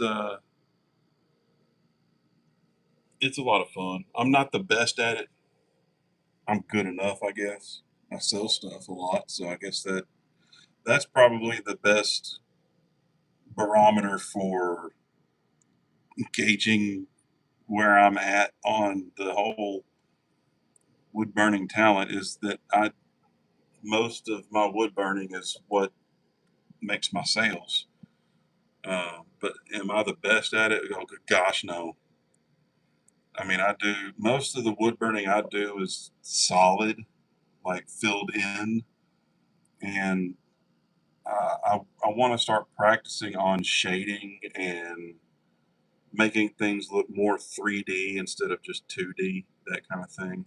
So I'm going to start practicing on that and get me some literature on that, learn how to do it, get a little more intricate with different tips and stuff like that. But most of what I do is just, the flat 2D burns. But this kind of stuff does look really good on stuff like the birdhouses I do and the plaques and whatever and the cell phone holders. I mean, I sold all of them at my last market because people were buying them for Mother's Day gifts.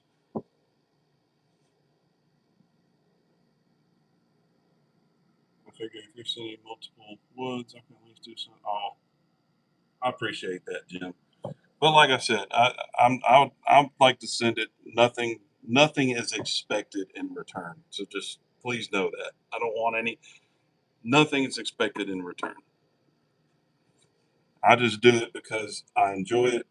But at the same time, I understand I don't want to rob someone else of that same joy that I feel when I give. So, but it's hard for me to accept things. So I get it. I will not rob you of that pleasure. I will allow you to. And I tell you what, sending things to my loved ones, it's like Van has said, the what really touched him about what I sent him was the things that I sent his grandkids. Not so much. I mean, the thing I sent him did mean a lot to him, but it really touched him deeper that I thought of the grandkids and sent something one for each of them. And Amanda, when we went down there, she's the same way. She took her whole bag full of her crochet stuffed animals that she did and told them, all three of them, hey, pick out what y'all want. Pick what you want. You can have it. I mean, she's the same way. But so people doing things for my wife really means a lot to me. It means more to me than doing things for me. And Jim, I know you understand that because you and your wife are a lot like me and my wife.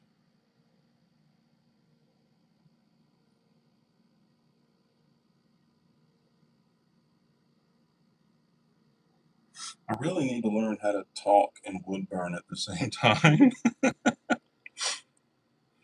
My aunt always says she couldn't walk and chew gum at the same time. She'd either fall or choke. And yeah, apparently I can't wood burn and talk at the same time.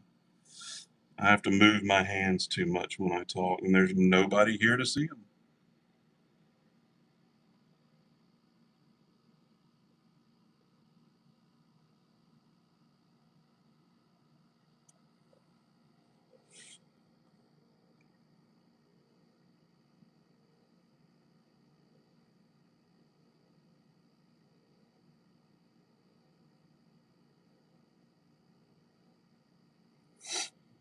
I tell y'all what, I am so excited to see Van surpass 500. He's already got more than enough watch hours, and now the real fun begins, right?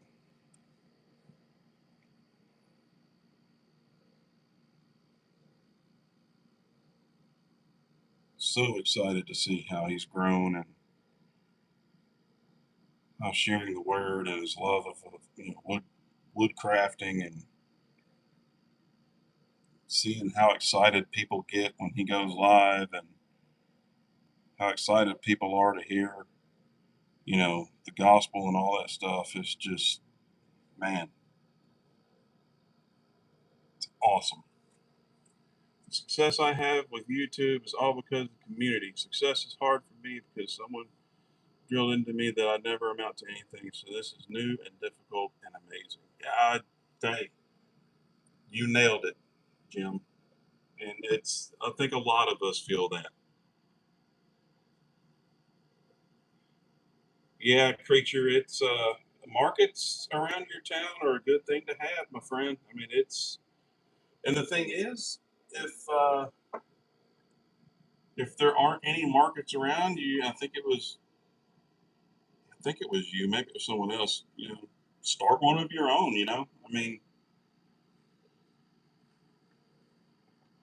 if you've got the property, or you can get with the local parks and recreation department, just start one of your own and see how it grows. And if you're in an area that doesn't have them, and you're interested in doing it, there's probably others that are interested in doing it too.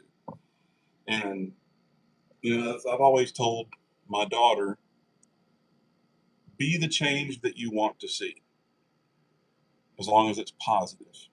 And that kind of applies there. If there are no markets around your area, start one. If you've got the time and the ability, start one, and at least give it a shot. You know what I mean?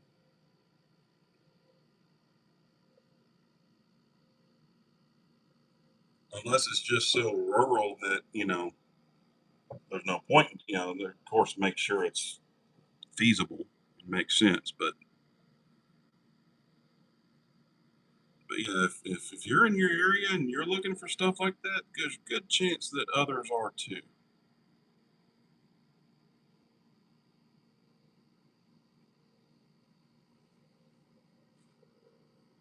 How old is your daughter, and what is she into? My daughter is 19, and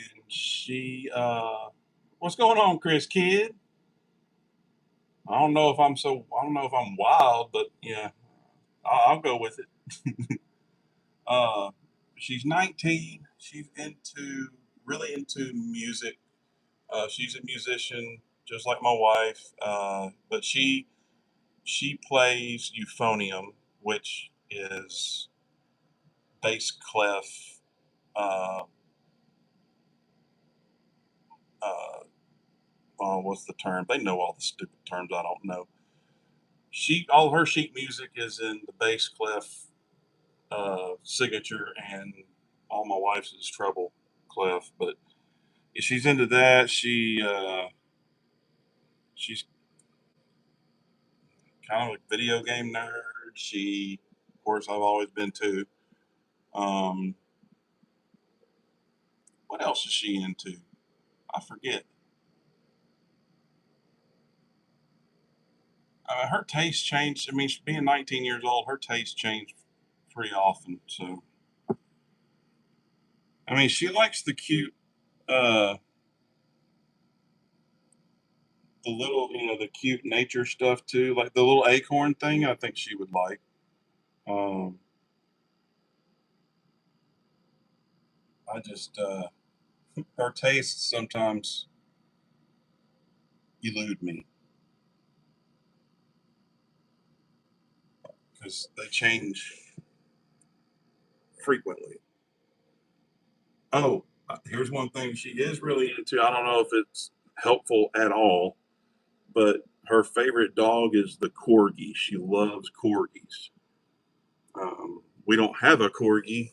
We've got a schnoodle who is shaped just like a corgi, just doesn't have the pointy ears. So she loves corgis. She's nuts about those. Um, I can't really think of anything else.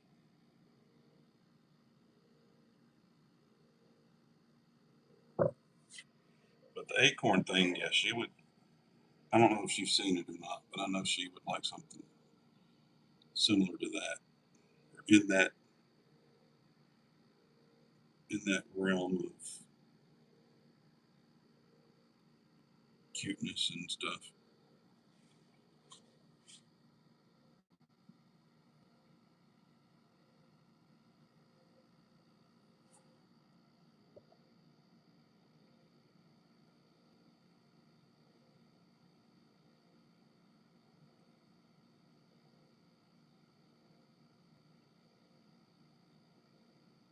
I mean, her new job, uh, she just started.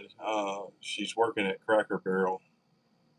Um, they're putting her as a server right now, but that's where she just started working. So I don't know if that might give you any ideas. You know, something she might be able to use for her job or whatever. But then no, if it's something she uses for that, I'd be afraid she'd lose it. She's got a leather notepad thing that she, you know, can put notepads and stuff in for taking orders, and she wants me to laser engrave it for her, so I'm going to do that. It's leather, so it shouldn't be a problem.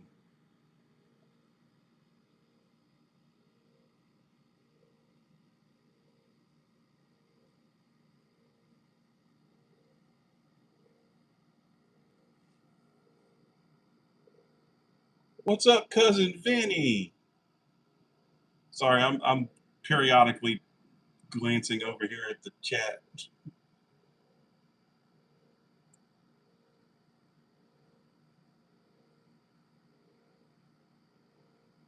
Saturday, I need to get John stuff. Oh, yeah, yeah. I'll talk with her when she gets home, and I'll try to think of something. After I get done burning this, I gotta finish working on my wife's uh, lazy Kate thing that unfortunately took a back seat when I started working on the mallets in the box, and that's kind of fallen into that realm of, well, I started it but didn't finish it, so I need to finish it so she doesn't go and buy something like, well, you never finished it, you never really. Yeah, okay, I know, it's on me, my bad. So after I finish burning this, I'm gonna start working on that and get it painted and finished and put together, and she can start using it tomorrow. Manana.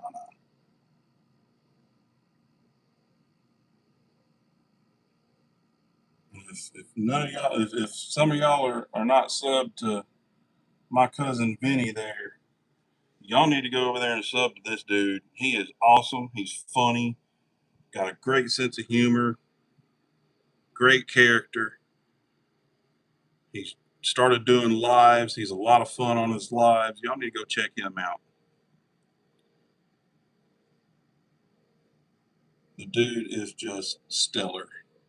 I don't know why he took so long and was so nervous about doing a live stream, but bro, you're good at it. They're fun.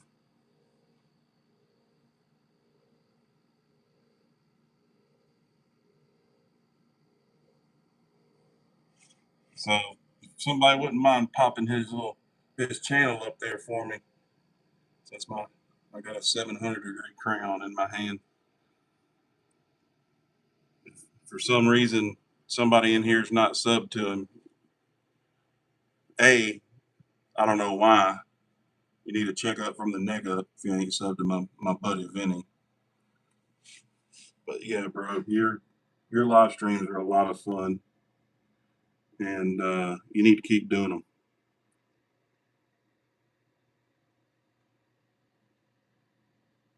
Keep them coming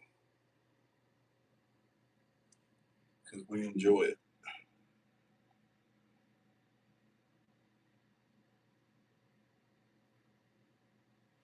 Yeah, I don't know what you were scared of, my man.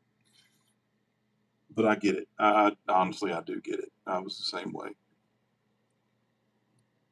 I'm like the what do I do with my hands kind of thing. So what the heck do I do? Just talk, have a conversation, be yourself. That's all anybody expects.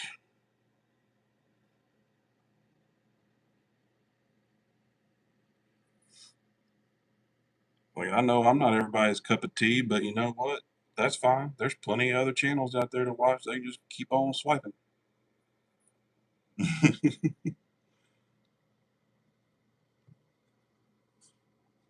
You were scared. I don't know what you were scared of, my man. But no, I get it. I really do. I understand. I was scared and nervous my first time. I was like, I didn't know what the heck to do, to expect. I was scared of being ridiculed and, trolls popping in and, that kind of stuff. But I mean, that's pretty much why I don't do vertical form. I know I'd get a lot more views. I know I'd get a lot more people in and watch hours would go up and whatever. But honestly, I'm not gung ho and dead set on monetizing, and I would rather keep it this format. I'm willing to sacrifice those hours just to keep you know my sanity.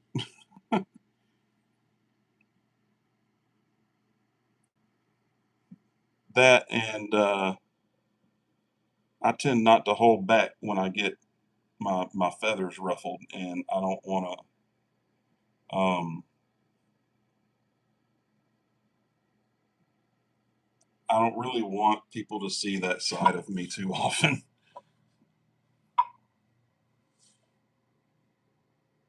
They are fun. Yeah, that's the thing. I love to have fun with the trolls. I really do. But honestly, I'd rather not deal with the headache if I can avoid it. You know what I mean? Especially when I'm wood burning, like this is my zen time. This is my therapy kind of thing, and I don't want it ruined by some jackass that comes on the internet talking a bunch of trash.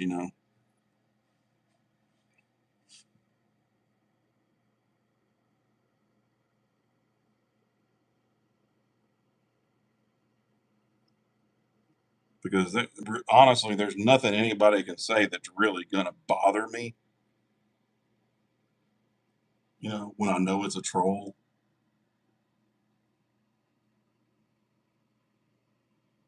So I like to have fun with them. And some people that have seen me go off, they even know, like on BV's channel, let Zach loose, let him off his leash.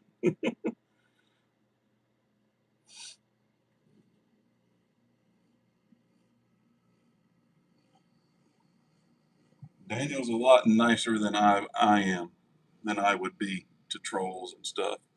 Whole lot nicer. And honestly, I've seen the benefit of, I've seen him turn trolls into friends and actual avid watchers and supporters now. Whereas me, I would have just thrown some insults at him, made fun of him, and banned him. But not him. He's cut from a different cloth than I am. I have no tolerance for it. He has a high tolerance for it, and I respect it. I really do respect the heck out of that because he's turned people that I thought were just complete, you know, loser trolls that were just trying to ruin somebody's day into, showed them compassion, showed them a little patience, and all of a sudden they're friends. It's like, well, dang, I've learned some lessons here.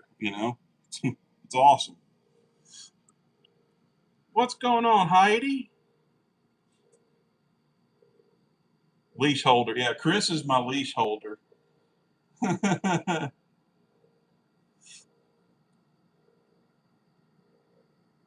Yeah, 80s Memphis. Yeah, Jerry the King Lawler, dude. Bro, he's the GOAT of wrestling.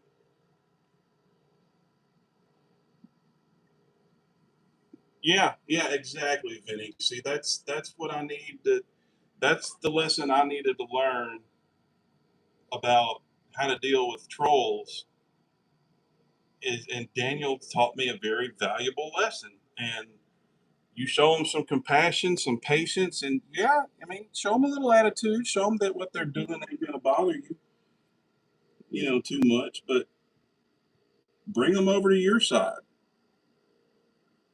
you know. And he's really good at bringing them over to his side and his way of thinking. And I I've never been in that position to have to do that though. I'm just saying what I would do or what my instinct is what to do. But I've seen him take a troll and all of a sudden they're a friend. Like, well, there's that troll that came in there the other night and Sarah gave her win to him. Like, yeah, I'm sure that humbled the dude pretty quick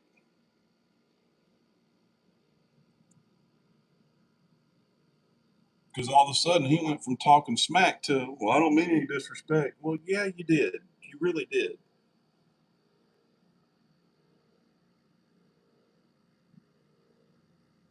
And I was real close to asking him, so, well, then why'd you come in here talking a bunch of trash and throwing insults if you didn't mean any disrespect? Get your story straight, dude. Pick a lane. But I think once he noticed that he couldn't ruffle feathers the way he wanted to, it made him sit and think a minute. And I think that's the approach I need to take. So I respect the heck out of that. Bring them to your side. Don't just boot them out.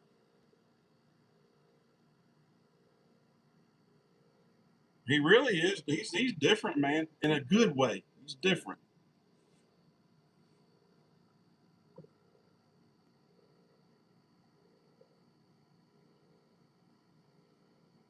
Yeah, that's awesome, Vinny. That is truly awesome. Because honestly, I think the people that are going out there and trolling and they're trying to make people's lives miserable because they're unhappy. They're miserable. So they want other people to be miserable and unhappy too. Even though they may not know it, subconsciously, that's what they're doing. All they really need is someone to be nice to them. And they'll open up and start backing down and start showing some kindness. And, you know, that's what, giving in and getting mad and booting them out and whatever and all that stuff. That's what they want. They want that reaction. That's what they're doing. That's why they're doing it. But these people are, these trolls, they're just, a lot of people say, oh, they're just doing it for attention. Well, yeah, they are, but it's different than that.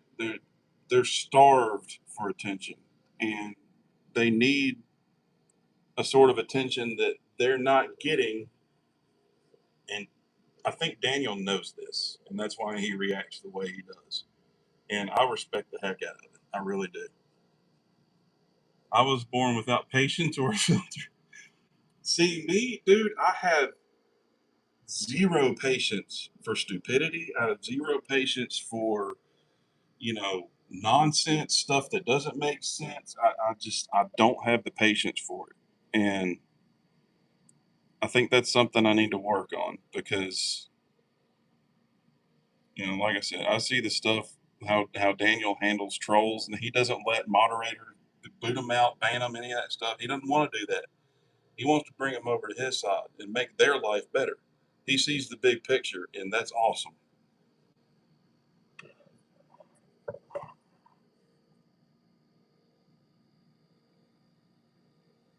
Me, I just have zero tolerance for BS, and so I expel it quickly.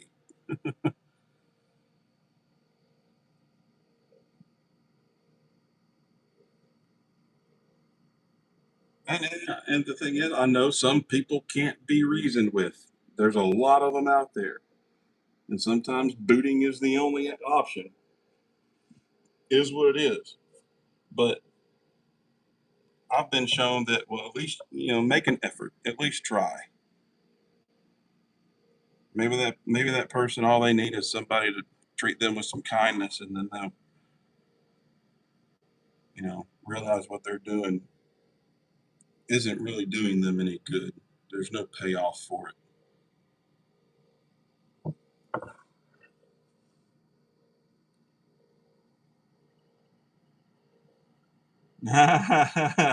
That's a different kind of nonsense, Wayne. I like that kind of nonsense. Yeah, you're right, Harry. You can't fix stupid. I don't care how big a hammer you got. You ain't gonna fix stupid. As my wife says, there is always more to be thankful for and always more to pray about. Hey, wife is a wise woman. She is right.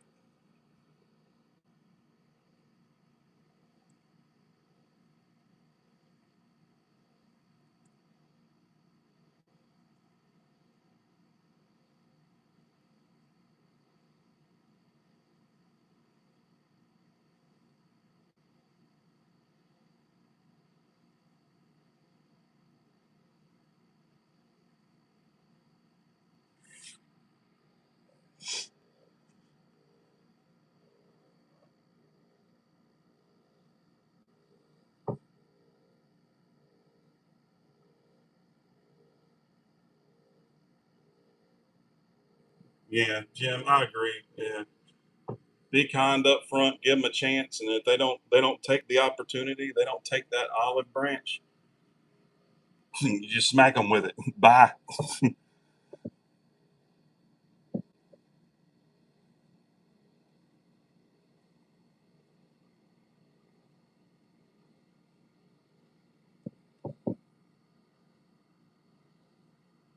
You know, the internet's a wild place. There ain't nothing like it. You know, it's Mike Tyson. I think it was said that the internet made it to where nobody's scared of getting their teeth knocked out for saying something crazy to people. People say a whole bunch of stuff that back when I was growing up, 80s and 90s, and you say that kind of stuff to somebody, you're gonna get your teeth knocked out. Well, now you got all these keyboard warriors that aren't scared because they can hide behind their computer screens and their anonymity, and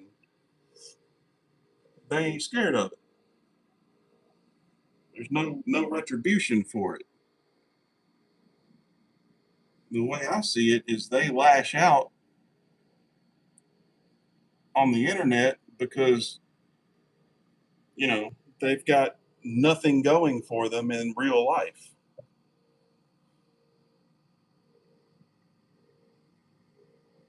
If your life was better and you were happy and everything was good, you wouldn't be out there trying to make other people miserable. That ain't the way it works.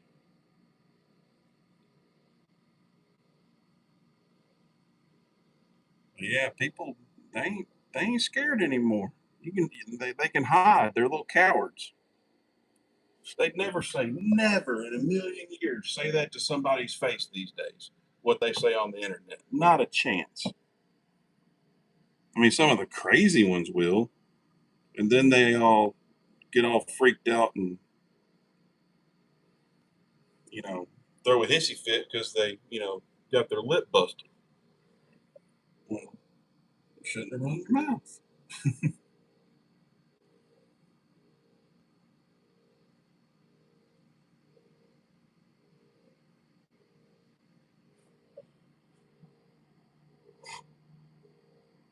If I were a mod on a channel, I would definitely get rid of them. No time for stupidity. If you ignore them, they lose power they think they have. Yeah, I mean, if you ignore them or convert them or try to you know you reason with them and they actually kind of come to your side and your way of thinking and they stop with the troll crap and then they apologize, that's a huge win. So you at least need to try. But that tells me that person wasn't really being malicious. They were lashing out because they got something going on in their life or they're unhappy and pissed off or whatever, and they're just lashing out. And it's like a cry for help. And sometimes it's just people just being malicious turds, and they don't deserve the time of day. I mean, that is 100%, a real possibility. There's just nasty people out there. But I think a lot of the times it's just a cry for help.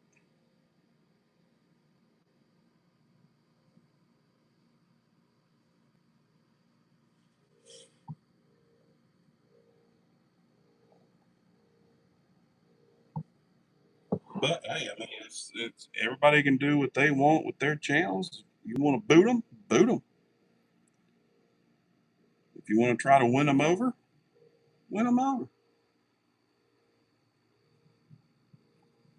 Your channel, your decision. Do what you want. I'm good.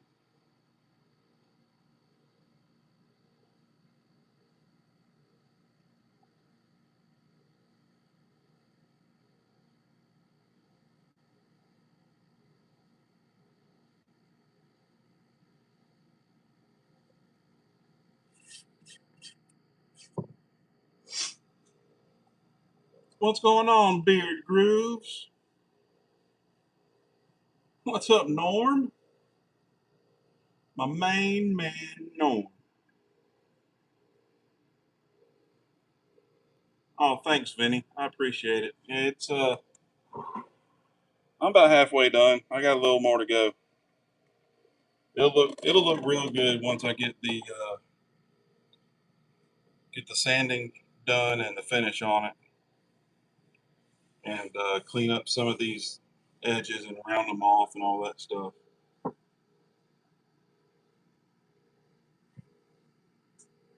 But I'll show y'all. I showed some of y'all already seen it, but I think since Norm and I don't think Vinny's seen it yet. But get out of here, the bug. This is the zebra wood box that I finished last night.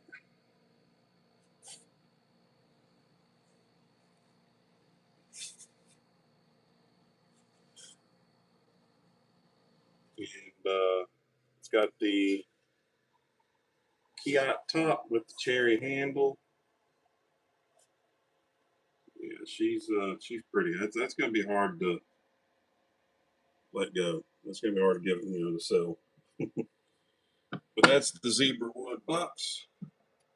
So that's the top. It's Kiat and cherry, and I still have to put paste wax. I didn't put any finish on this side yet, but the top is done, and still got to do the dividers. But that is the same zebra wood that I made my mallet out of. Because of course the box looks a lot better because this one is good um, walrus oil and a couple of coats of paste wax. But yeah, that's some beautifully figured zebra wood.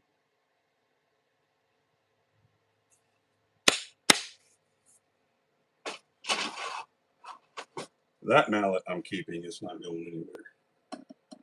No one can have that one. The others I will attempt to sell. Well, thank you, Beard. Oh, there's Sonny. What's up, Sonny? The creature. I'm an asshole. Too old for stupid people. Yeah, I'm not too old for stupid people. I just don't have patience for them. I really don't. My time is too precious to me. It's the most precious asset we've got. It's the one thing you spend, you never get any of it back. And I really don't want to spend it dealing with someone that's being a moron.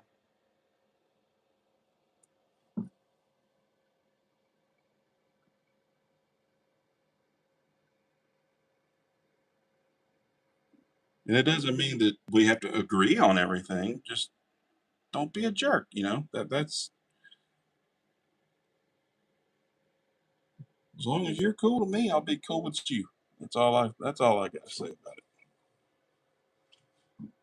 Gotta go pick up the wifey. All right, Vinny. I appreciate you coming in, my man. Yep, time is too valuable. You're right, it is. Life's too short to deal with stupid people. That sounds like a bumper sticker. I need to do a plaque like that. Pyrography plaques. Life's too short to deal with stupid people.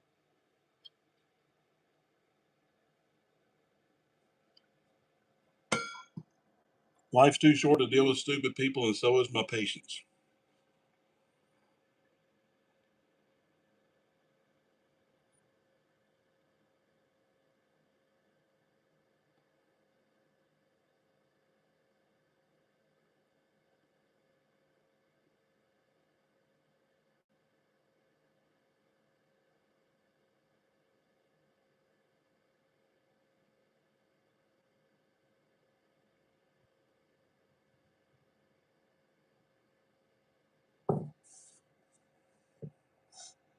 Did you check out Boston Scally? Not sure what you mean there, but was it something I was supposed to look at? Did I miss something? It was something you mentioned yesterday, and I may have missed it, or I've slept since then. Who knows? If I missed something, I apologize. The Scally Cap Company.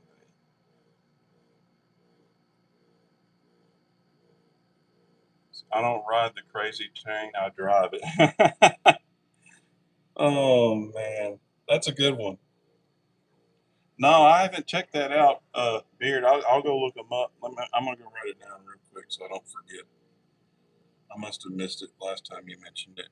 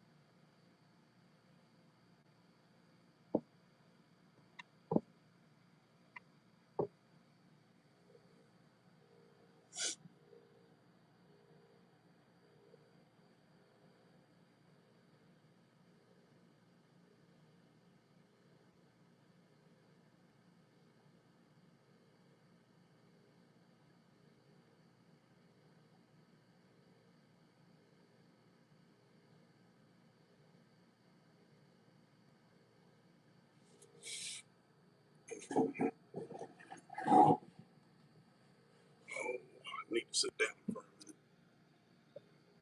My bad thing is now the light's weird. I can't see my lines.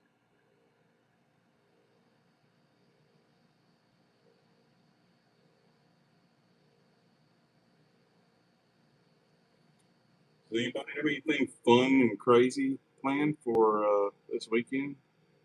It's supposed to be a nice weekend this weekend here. A little warm, but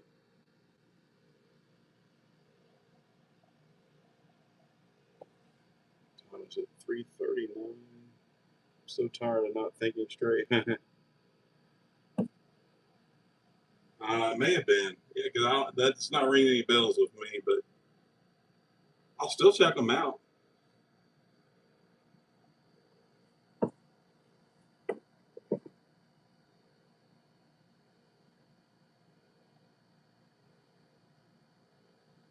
I'll still check them out.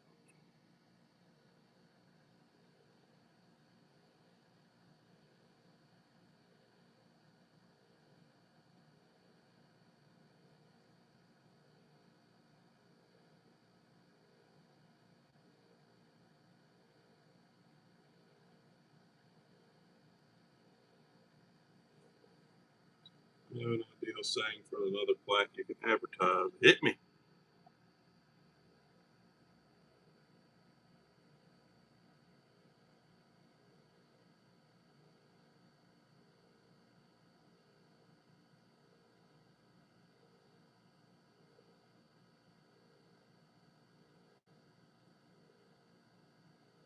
Sorry, I know it's out of the camera angle. I'm trying to get that one little line that I couldn't see because the way the light is shining on it.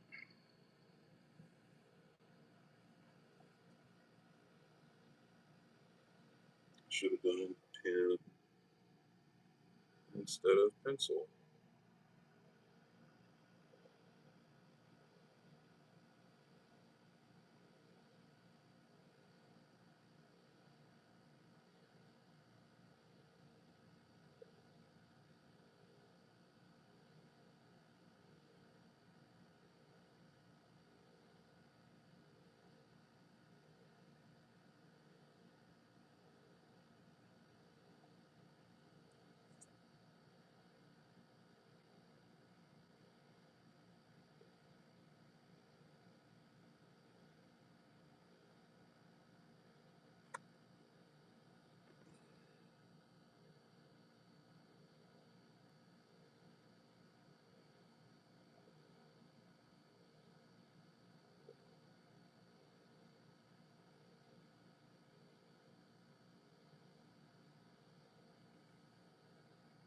What doesn't kill you leaves you bloody. What doesn't kill you only makes you stronger. Well, that's that one, Emily. That's kind of been everywhere, hasn't it? Though I like Beer Grooves. His little uh, it mixes it up a little bit. What doesn't kill you leaves you bloody and wounded.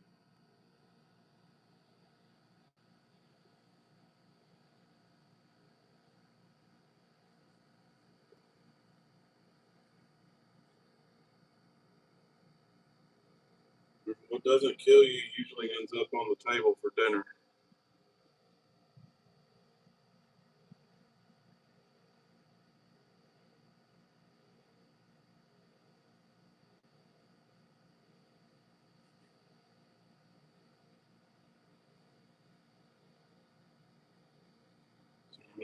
I'm not trying to block it.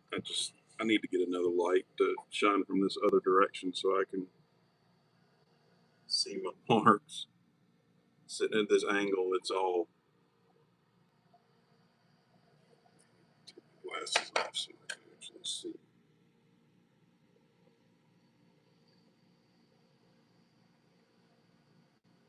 I get up close, I can't see it. It's all blurry. But if it's far away, I can't see it without my glasses.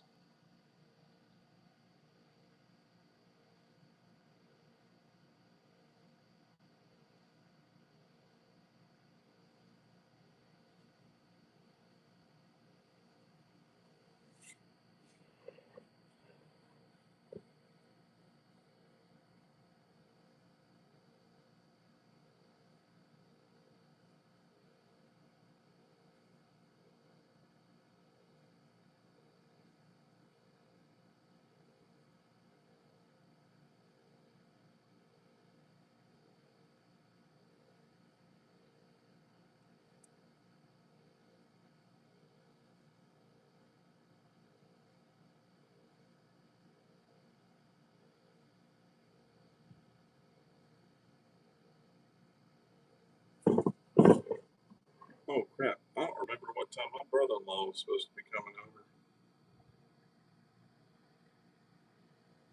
I guess I better look.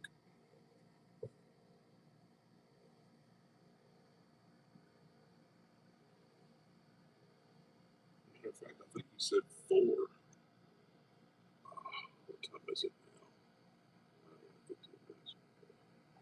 What's going on, paper cut? In need of an alibi.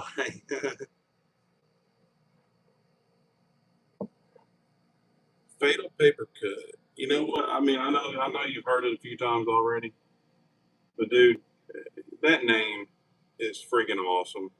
Such a good name.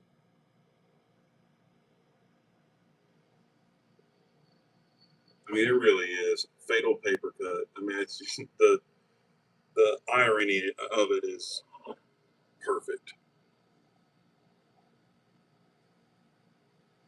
It's like I got this little cut on my ring finger that I got from this little exhaust fan, little plastic fan. I wanted to see which way it's pulling the air, and that little plastic blade chopped into my finger, and that joker would not stop bleeding. And I really thought that I was going to die. It's like a fatal paper cut. And I mean, for like an hour, just dripping blood everywhere, would not stop. It must hit a vein or capillary or something. But like that, no, I've actually got a fatal paper cut on my hands here. On my hands.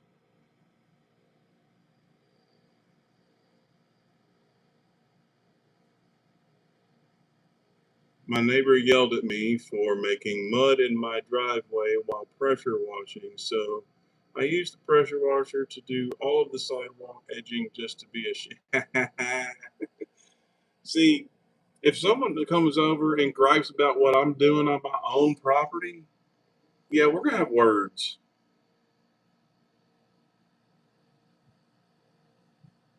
I don't know if you were in here when I talked about my neighbor came over because he didn't like the way my bush was trimmed. In bush in the yard, not y'all don't that let me reword that. He didn't like the way the bush in my yard was trimmed or not trimmed, so he wanted to took it upon himself, did it himself. Well, we were in a drought, hadn't rained for a month, so he trimmed it and he killed it. Yeah, we had words. I told him if he ever steps foot on my property again without my permission, I'm calling the police. And that he's lucky I'm just calling the police because I've got plenty of firearms in the house that will definitely send a louder message. So don't touch anything on my property again.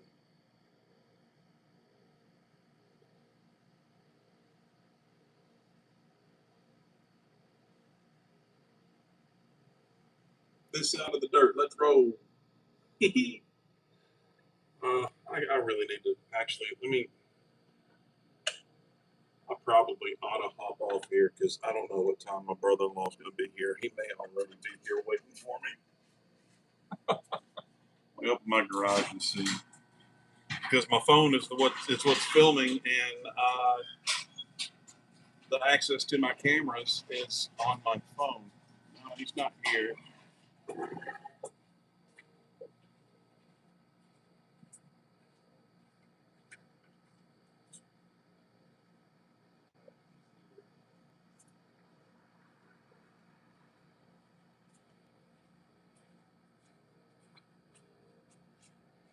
I'll just leave the garage open, and I'll hop off when he gets here. Yeah, I wanted to go over to his property and just go over there and start cutting stuff down myself. I don't like the way your tree looks. I'm cutting it down. I don't like the way your bushes look. I'm trimming them. But yeah, he just came over with a ladder and clippers and shears and all kinds of stuff, and because I got him on camera, came out, trimmed it down in the middle of a drought, and it killed it. Bastard! Who do you think you are?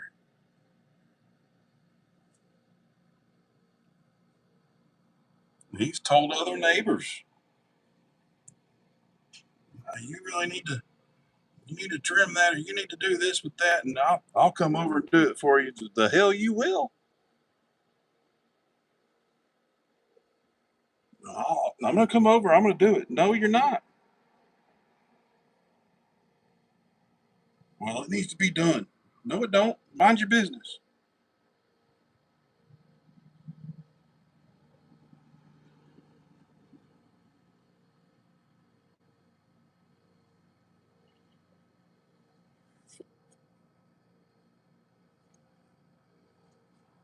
Right? I mean, just bro, like calm down. And the thing is, the way the front of his house is pointed right at the side of mine, and because he's in the cove, and I'm on the corner of the cove, and so yeah, everything he can see from his house, he bitches about. But yeah, I saw him on camera, toted over a damn 6 foot ladder. All of his tools, came over and did it himself. He's probably in his late 70s. Thought he had the thought he had the right to come over and destroy property that's not his. Now, I don't know if he thought he was the way he acts. I don't think this is what it was, but if he thought he was doing me a favor, because his wife had talked to me about it before, I said, "No, the bush is fine. Leave it alone. It's trimmed. Leave it alone."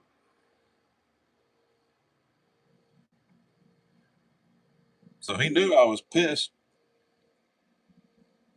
because I got in my Bronco, backed it out, wrapped the winch around the roots of it, put it in 4-wheel drive, and ripped it out of the ground because now it was just a dead stump anyway.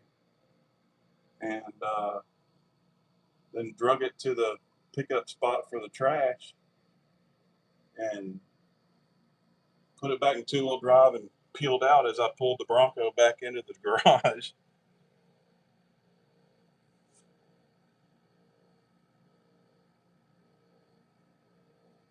Like, I just don't understand what goes through somebody's mind. Think they can just walk onto somebody else's property and do what they want as if it was their own. That just, I don't get that. And then what's funny is, I don't want retribution on people. The way I see it, if people do you wrong, karma usually does a pretty good job and on its own. And since God is a good God, He'll let you watch. So his next door neighbor sold their house. Well, the people who bought it, they rent it out. And it's probably one of these corporations that been buying up all these houses and they rent them out. Well, the people who rent the house are, I don't know what nationality they are. I mean, that doesn't really matter, but they don't mow their yard. Like it'll get 2.5 feet tall before they even think about cutting it. And they're right next door to them. And I know it drives him crazy. And it just, oh, I love it. I am glad to see that these people, I'm really particular about my yard. I keep it manicured really nice because it's really nice Bermuda grass, but I actually really love the fact that they don't mow their yard and it looks like crap.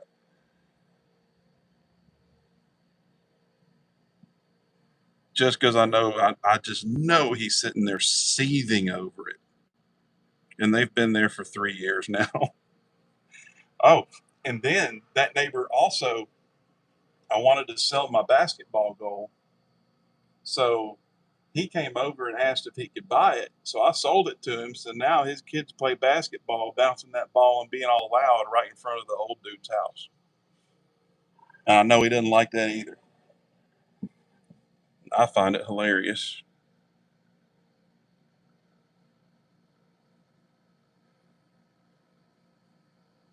I'll go out and watch the kids play basketball, sipping a cup of coffee and just smiling. Because I know he hates it. It's like, dude, they're kids having fun. It's in a cove. Maybe you shouldn't live in a cove.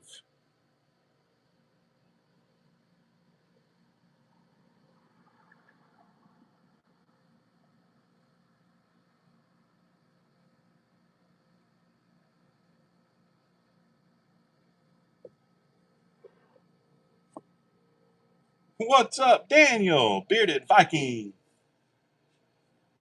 The man, the myth, the legend. Bice, Bice, baby. Dun, dun, dun, dun, dun, dun, dun.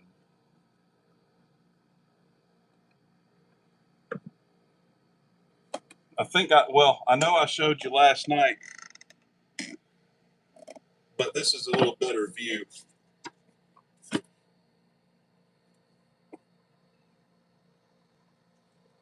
than that crappy Discord camera. She's shiny. I can see my reflection in that stuff, man. I need to find me some more of this zebra wood. The key out top is done. I just hadn't had time to do the dividers, but they coming.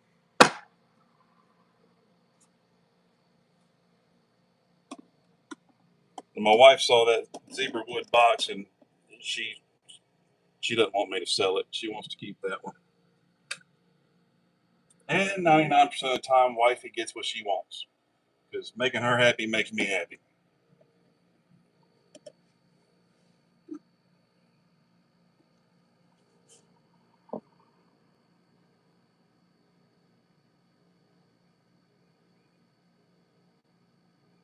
Can't blame her. I don't. I don't really want to sell it either, to be honest with you. I mean, that zebra wood is gorgeous. I mean, I've never seen uh, grain in zebra wood quite like that. And I think it's because what Daniel said. It's the way it was cut. But right now, Daniel, I'm just doing some wood burning. I'm not really up to really building too much today, so I'm just chilling, doing some wood burning, making this sycamore clock. And my wife will probably want to keep this one too because she likes the all the flower stuff. So exactly, Keith. And my wife is great about giving me ideas of stuff that she wants.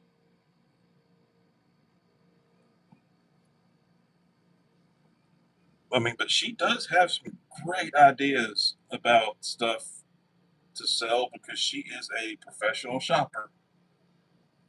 And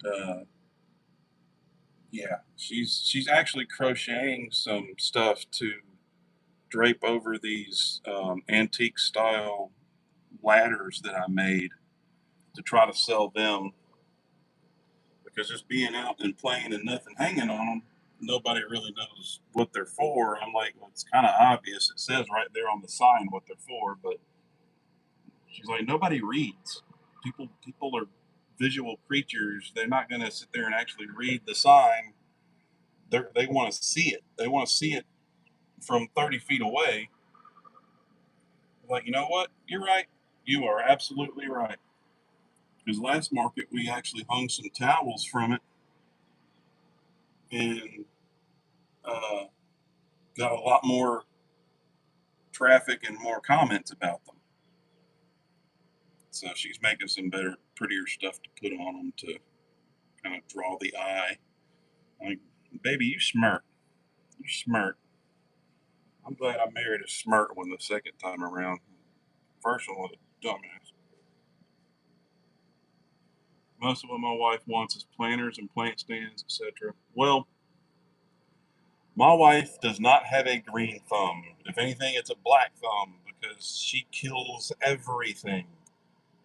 Plants. If it's a plant, if it ain't fake, silk, plastic, whatever, she gonna kill it. She might kill the plastic ones too. I'm telling you, dude. I don't know what it is, but she cannot keep anything alive.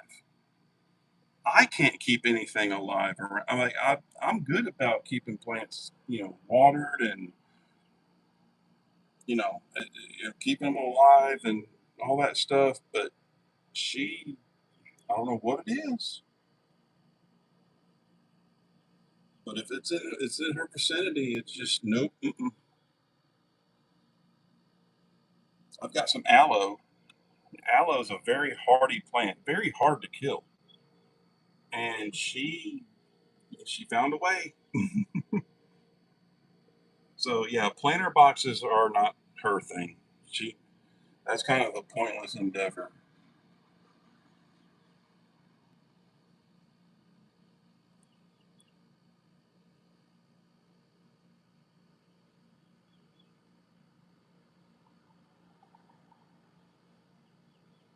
Kind of a pointless endeavor.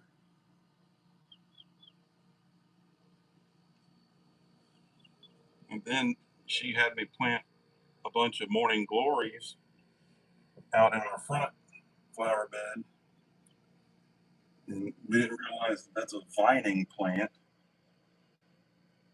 and they are very invasive and almost impossible to get rid of. It's like kudzu almost with flowers, and yeah, that was a big mistake. So I've got one vine that always grows in the same spot, and it goes up the glass door and over the metal um, framing of the door. We call him Bob. He comes back every year.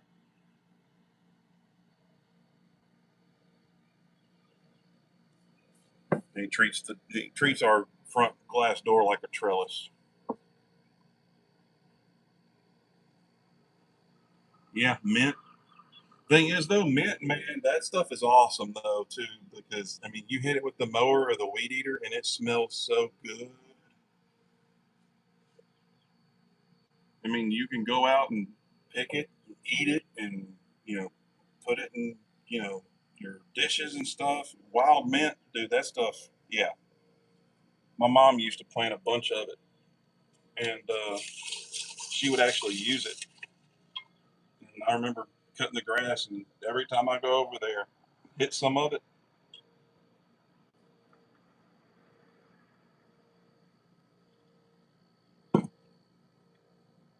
Yeah, there's a some kind of plant in my backyard.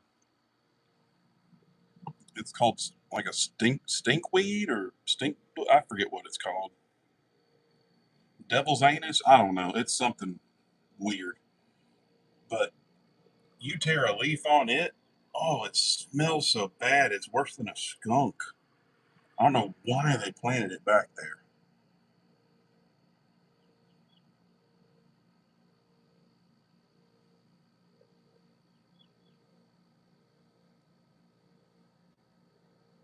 I don't know if it's really called devil's anus. I just made that up. That's just, it might be what it is. It might not. I don't know. That's a funny one though.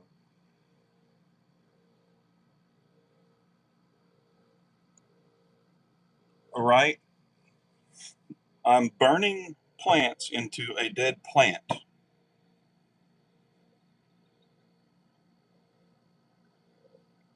If that's not ironic, I don't know what is.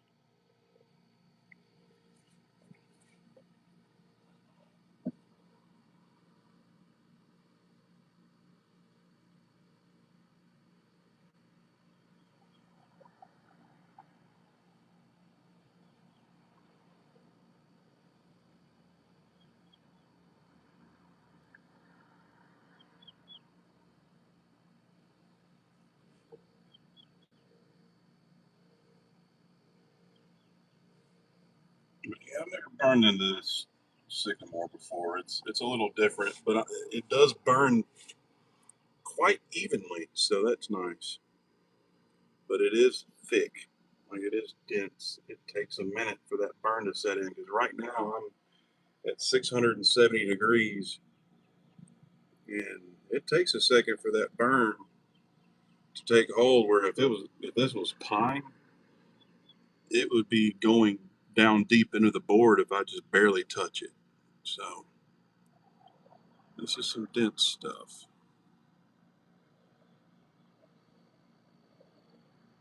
But it's a good thing. I like burning and stuff. Like it makes it a little easier because it's harder to mess it up.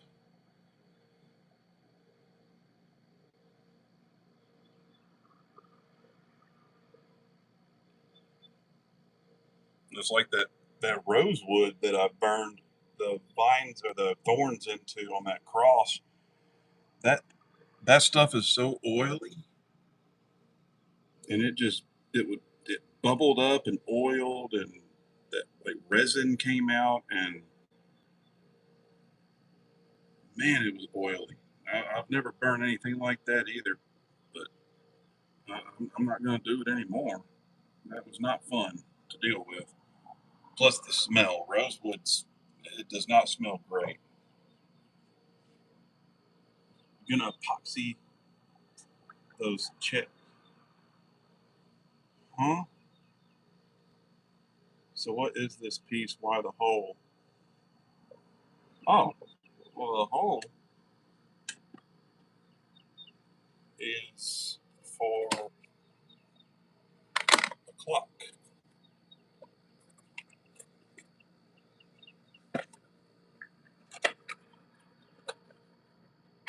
and the clock I got is a black-faced clock, which it's gonna cover up some of this, but that's fine.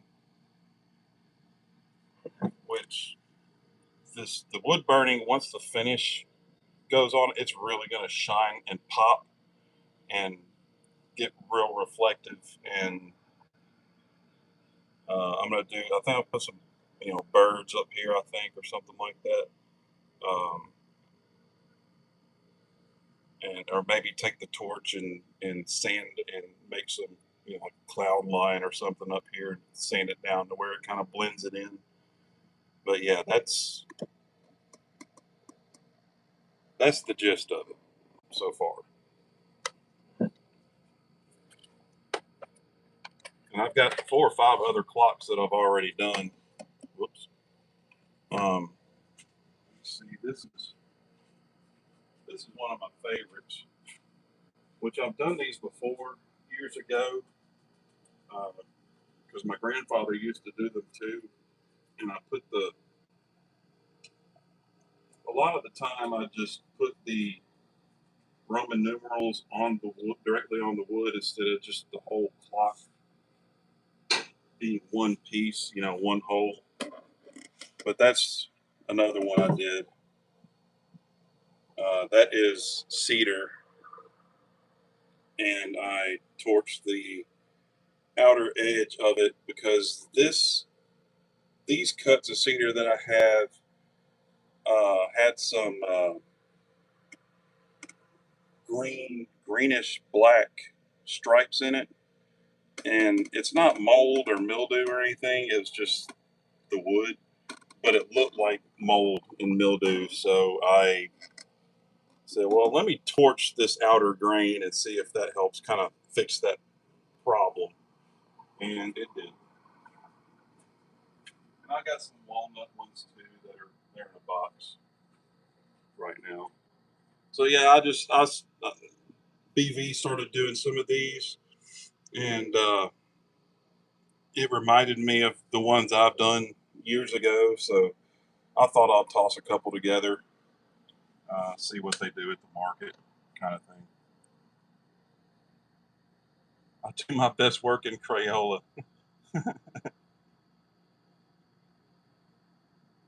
Man, I've been cleaning the dead out of the woods in my house. I grab a hold of a cactus barehanded and yeah, don't be grabbing no cactuses, man.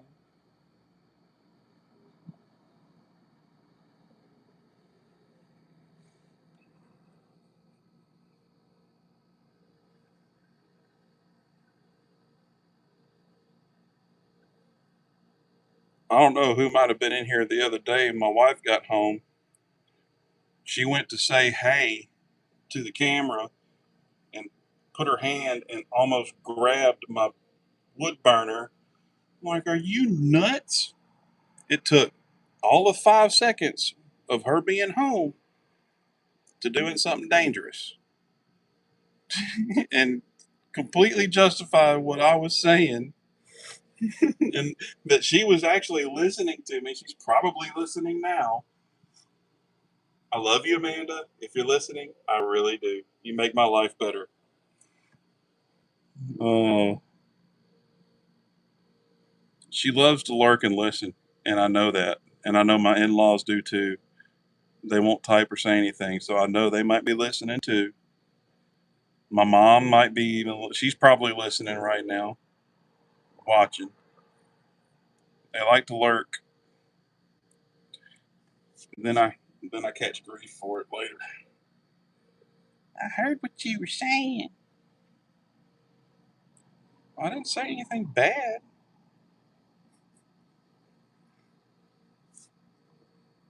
The only person I've talked bad about is my neighbor. What's up, John? You're right. She must be nuts. She married my goofy ass.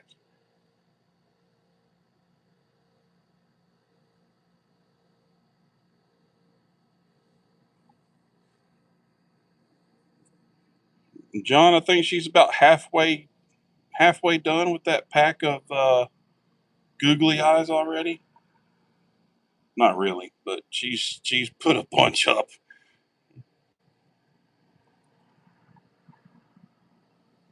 That made her so damn happy last night, dude. She was so excited. It bummed her out so bad if I told her, no, you can't put them on this. No, you can't.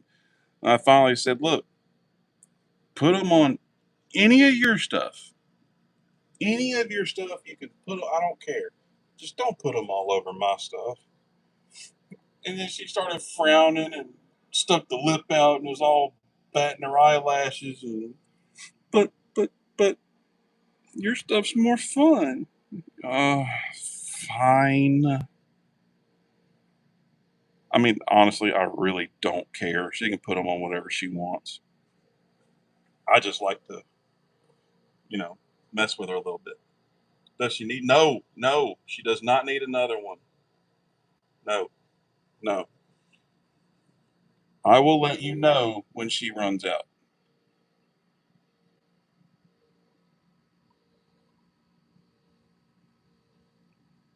which will probably be when they're delivering my eulogy.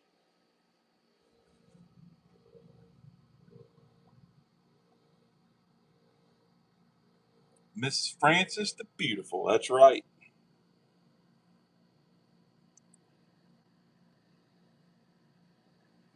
And John's a sweet talker. He knows how to talk to the ladies.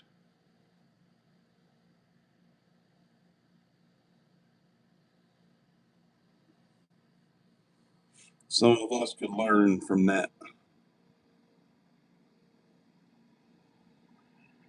I tell my wife she's beautiful every single day. If she leaves before I wake up or something like that, I text her, "Good morning, beautiful.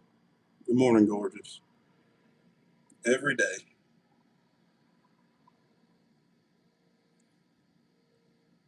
And the cool thing is she knows I don't say anything if I don't believe it because I'm not a BSer. I don't deal with BS.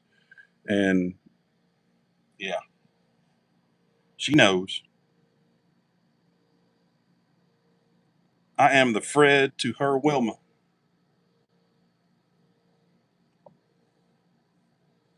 Oh, that's who I. Dadgummit, that's who I should have had. Scotty make the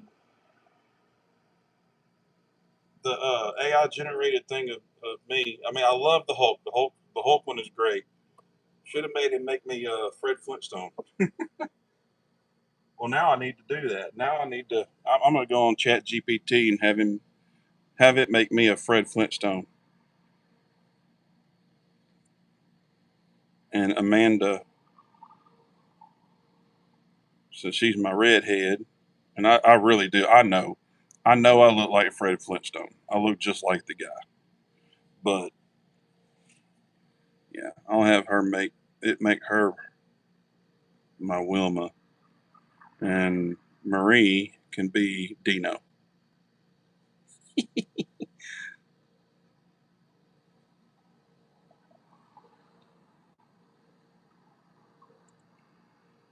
For those that don't know, Marie's my daughter.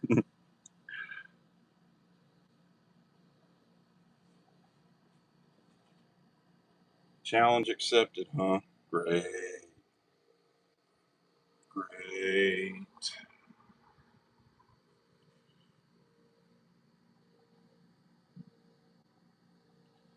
She bought when she first bought a whole bunch of googly eyes. She bought some that were 12 inches in diameter, and put one on my daughter's toilet seat in her bathroom, another one on her mirror, and then she put them in the refrigerator. Like, what is wrong with you? She's just shrugging her shoulders and smiling, and no, no.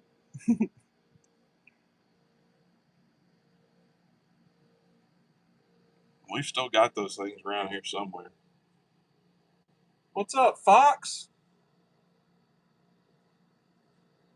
Look like Fred, height of Barney.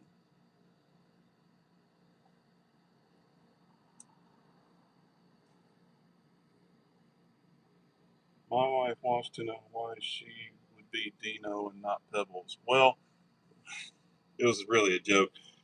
My daughter is not a redhead, for one, so Pebbles is out. Plus, she's 19, and plus, I think Dino would be funny. What's up, Mr. Van Light? My brother. That's the other man, the myth, the legend, Van Lot. And I know everybody in here is already subbed to him.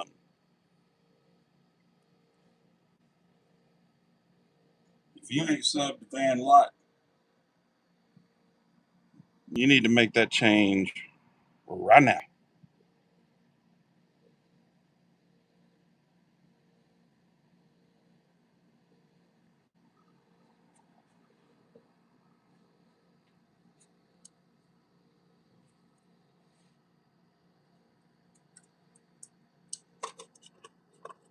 I tell that to my wife, and she says, "What do you want?" She's always thinks I want something.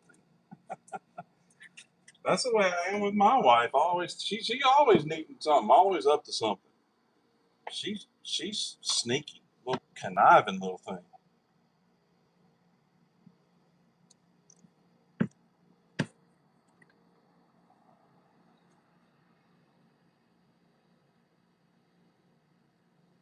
Wait, who? What? Hang on, hang on, hang on.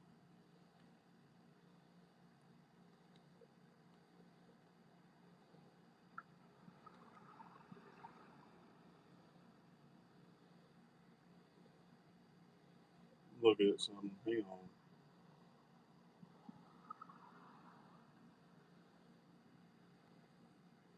Hmm. Beard grooves. I married a redhead from Texas. I married a redhead from Mississippi.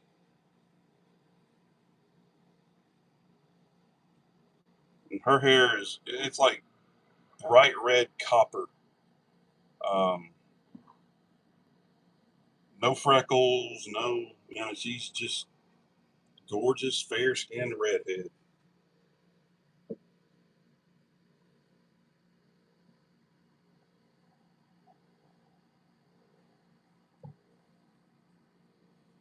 How's your day going today, Van?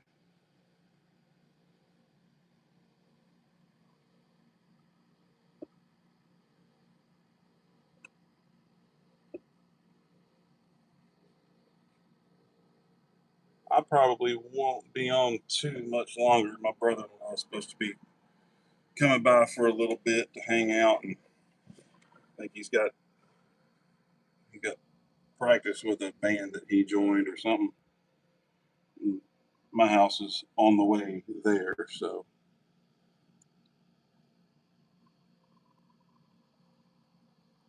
I have no idea what time he said he was coming by.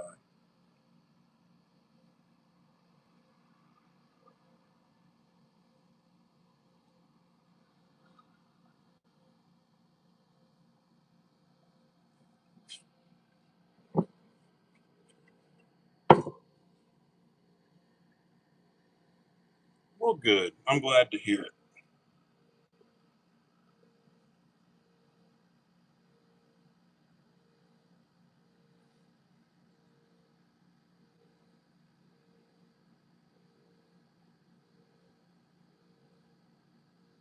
I'm excited about Saturday. You and Moya. I probably won't be able to watch much of it, but I'm going to try because I'll be at my market thingamajig, thingamajig.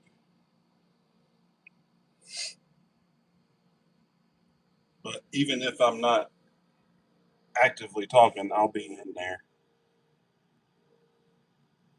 I'll bring my iPad and have it going since I have to use my phone for sales and whatever. Yeah, he was talking a little bit about the wood that he was getting ready for last night in Discord, and he was being real careful not to give anything away, but it sounds like he's got some big plans. I mean, it's really got me curious because I mean, the dude knows woodworking, no doubt. The dude knows woodworking, and I know he makes some beautiful stuff. and it's really got me curious.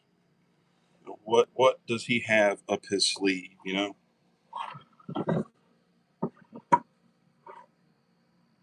Oh, Van, I showed everyone else, but I don't think I've showed you yet. You're usually the first one. I show everything.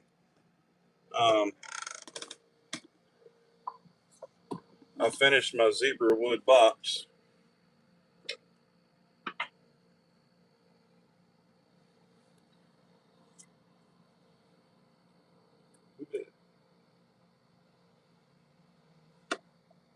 She is almost done. I've got to do the dividers.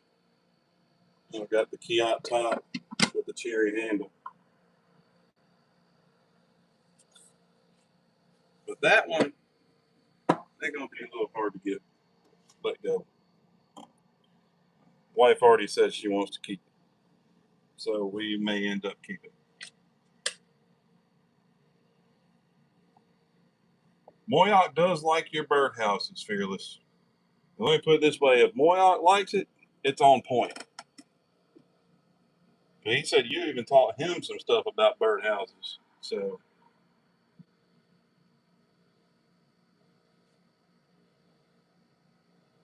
the few and the brave marry them redhead. Yeah, like I said, she took my heart and soul real quick.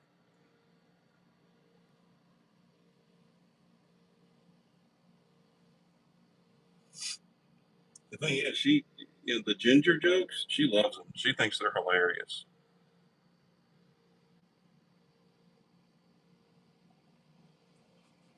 And that's one thing I really like about her. She's got a sense of humor and she doesn't take stuff too seriously.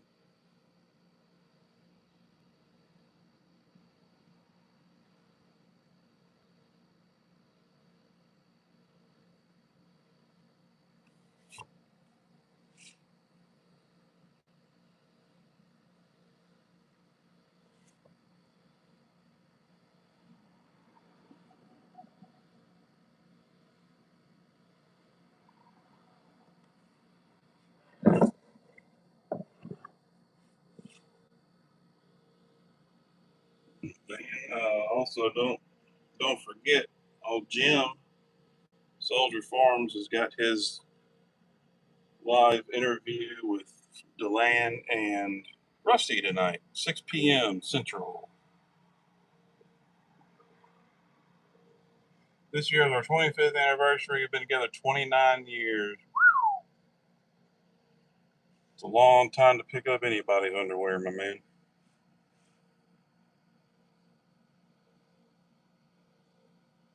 My wife and I have only been married, it'll be 10 years in November. Which, if you had told me 11, 12 years ago that I'd be married for 10 years at this point, I would have called you an ambulance to get taken and get checked out.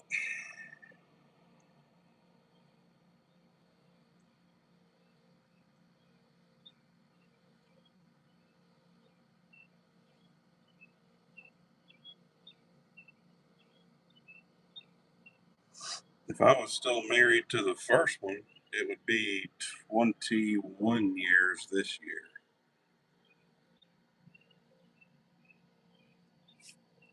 Really glad that didn't work out.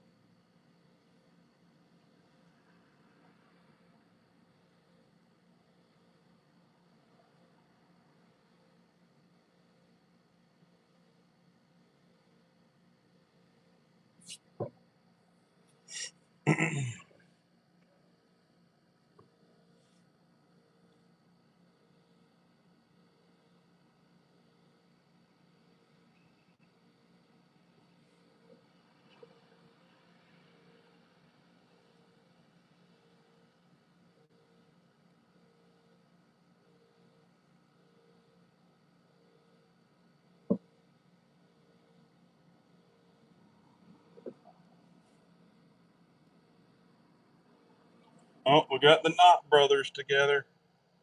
What's up, King?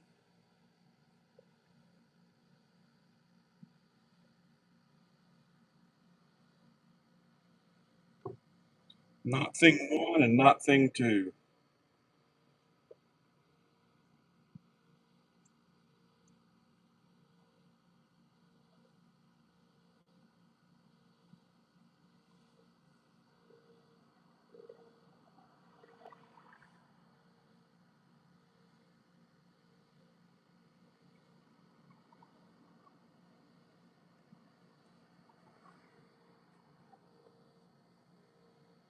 Oh, welcome back, Harry. I know it's a little quiet and boring, but I do appreciate y'all being here and hanging out and watching me color with my fire stick.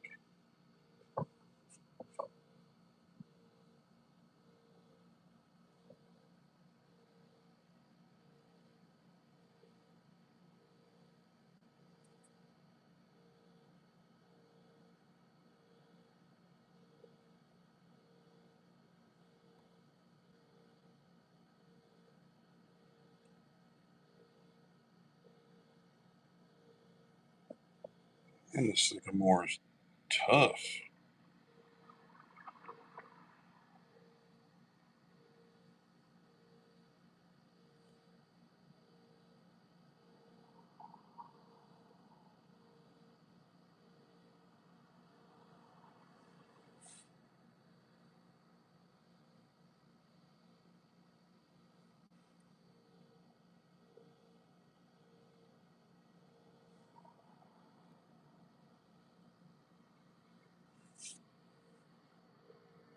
So, do you feel as tough, or do you feel as though this technique is better than using one of those scorch markers? 100%. I've tried that scorch marker or the paste and stuff. It doesn't burn into the wood, it kind of burns on top of it. Um, and I just, yeah, this is faster for one. It's cleaner. It's not as messy. Um, I mean, it's, yeah, I've tried the paste. I've got some in the house. Not a fan of it. I would pick this over that any day. Now, is the other easier and faster? Absolutely. And it doesn't take any talent to do that stuff at all. You just take the stencil, marker over the stencil pattern or spread the paste over it and then hit it with a heat gun. There's no skill involved at all. But the quality of what it does, I would pick this over that any day because the other stuff, I mean, you can sand it off like it wasn't even there. This, you ain't sanding off without a lot of effort because it literally burns into the wood. So there's my answer on that. And if you're just looking to make a quick buck and pop out some coasters or refrigerator magnets or something like that and put a finish over it to protect it, yeah, by all means, it's great. But no, I prefer this.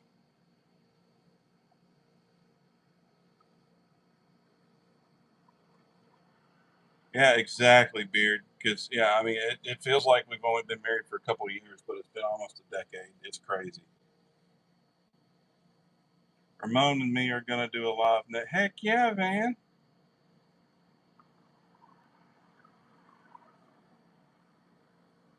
We have ourselves a double knot situation. Yes, we do.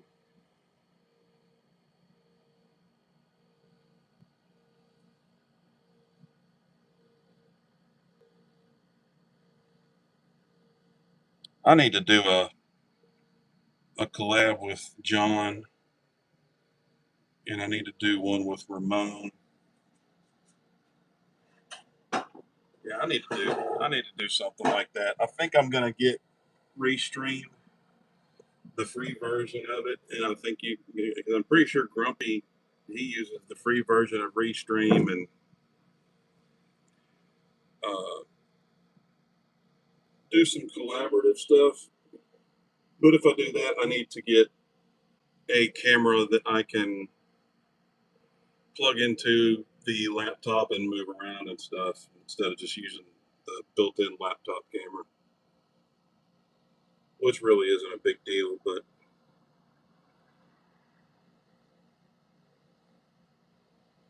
yeah, I think that's what I'll probably end up doing because I'm not a fan of YouTube's collab function yet.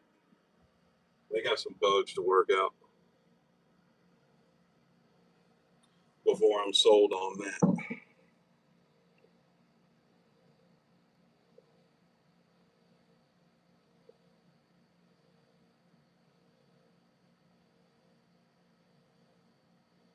Which honestly, I don't see what's so difficult about it. You know, they got the capital, they can invest in it. All these other streaming companies have been doing it for, years.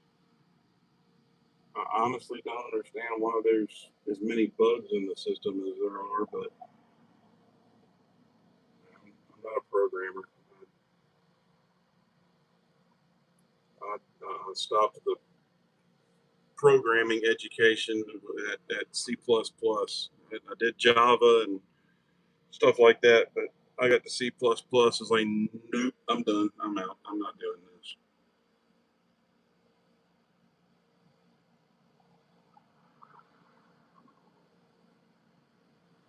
Yep.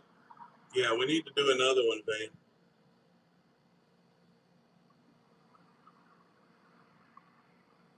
Oh, Van got a 43-inch TV in the shop. Heck yeah. Yeah, I put a 40-inch in mine above my, right above my head. I've usually got YouTube or Netflix going on it or something while I work. I'm not trying to hide this from y'all. It's just I can't see at this angle because of the glare. Actually, let me turn. See if that helps. Yeah, that helps a lot. I don't know how dark it makes for y'all. Give it a second and let the video catch up.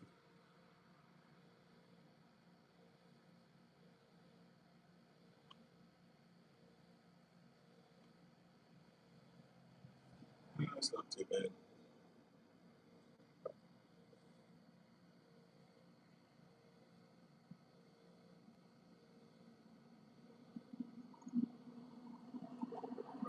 I'm almost done with this bad boy. Getting close.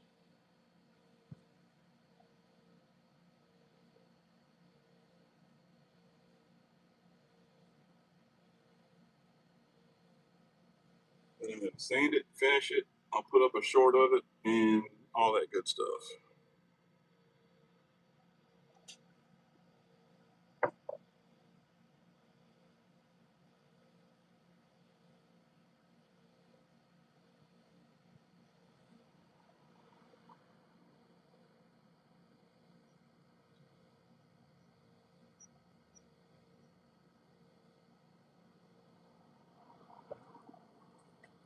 Guys, I really don't know yet which streaming program I'll be using this Saturday. Left in the hands of my tallest daughter. Yeah.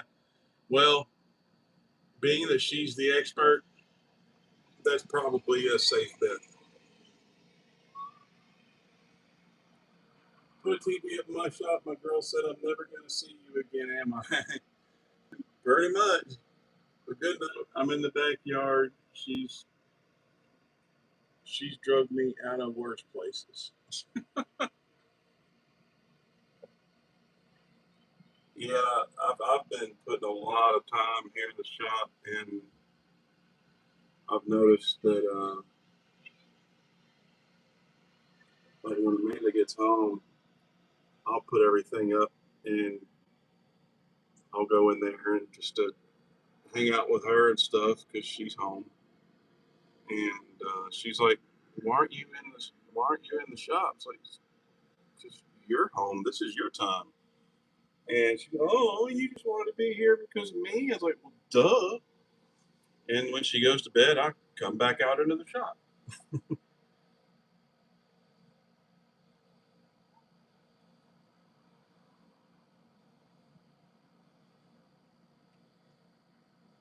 She usually goes to bed pretty early. She goes to bed about 7:30, 8 o'clock, typically, because she gets up at 3:30, 4 o'clock in the morning,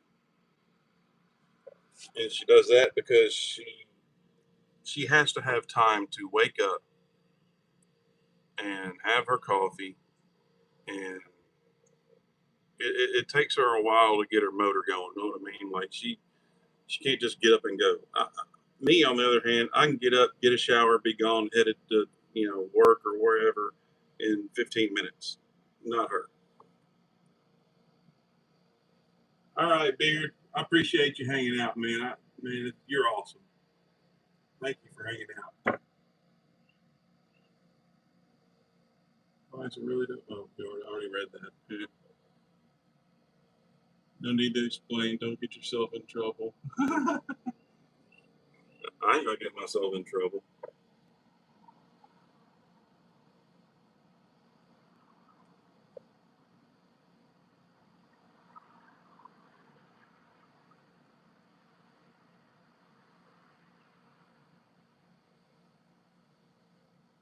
She knows she's my favorite person.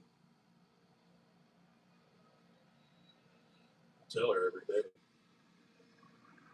That's what you gotta do. I mean, what you gotta do is what you should do.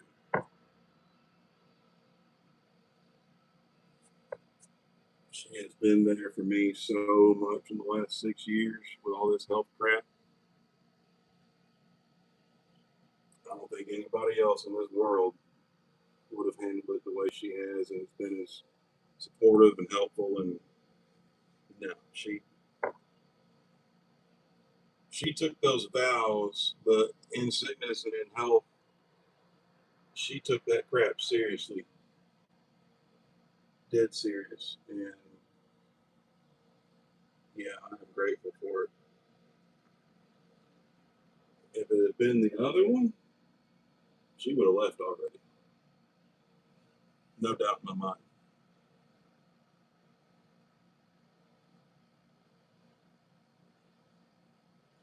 Usually I don't stay out the shop too long because I don't want to risk annoying the neighbors.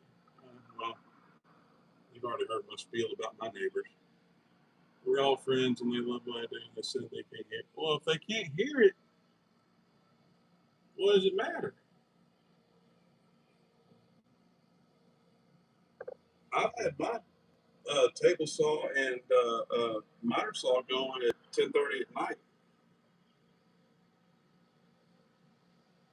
Nobody's ever said a word to me.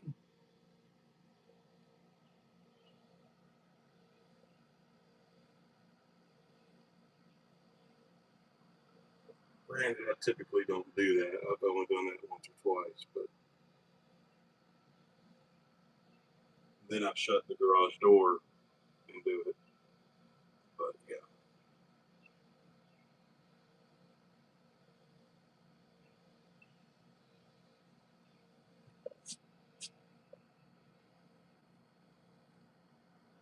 All right, creature. I appreciate you hanging out, my friend. I'm not far from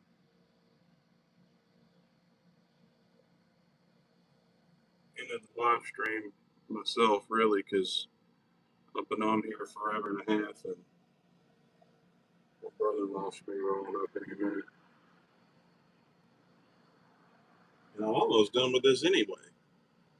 We've only got one, two, three, four, five more, and a couple of bugs.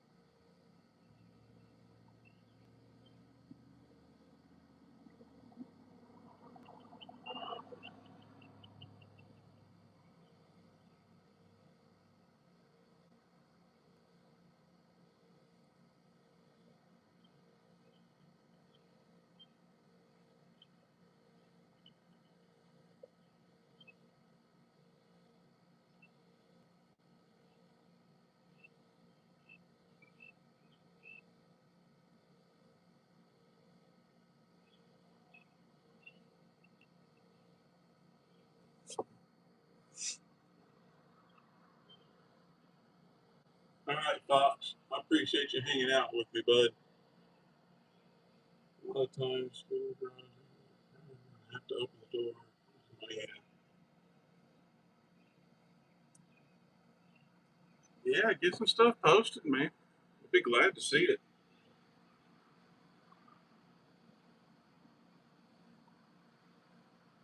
Yeah, I mean, sometimes I have to open my garage door if it's on board or something, and my miter saw is on one of those collapsible, rollable stands that the arms telescope in and out and all that stuff. And it is super handy.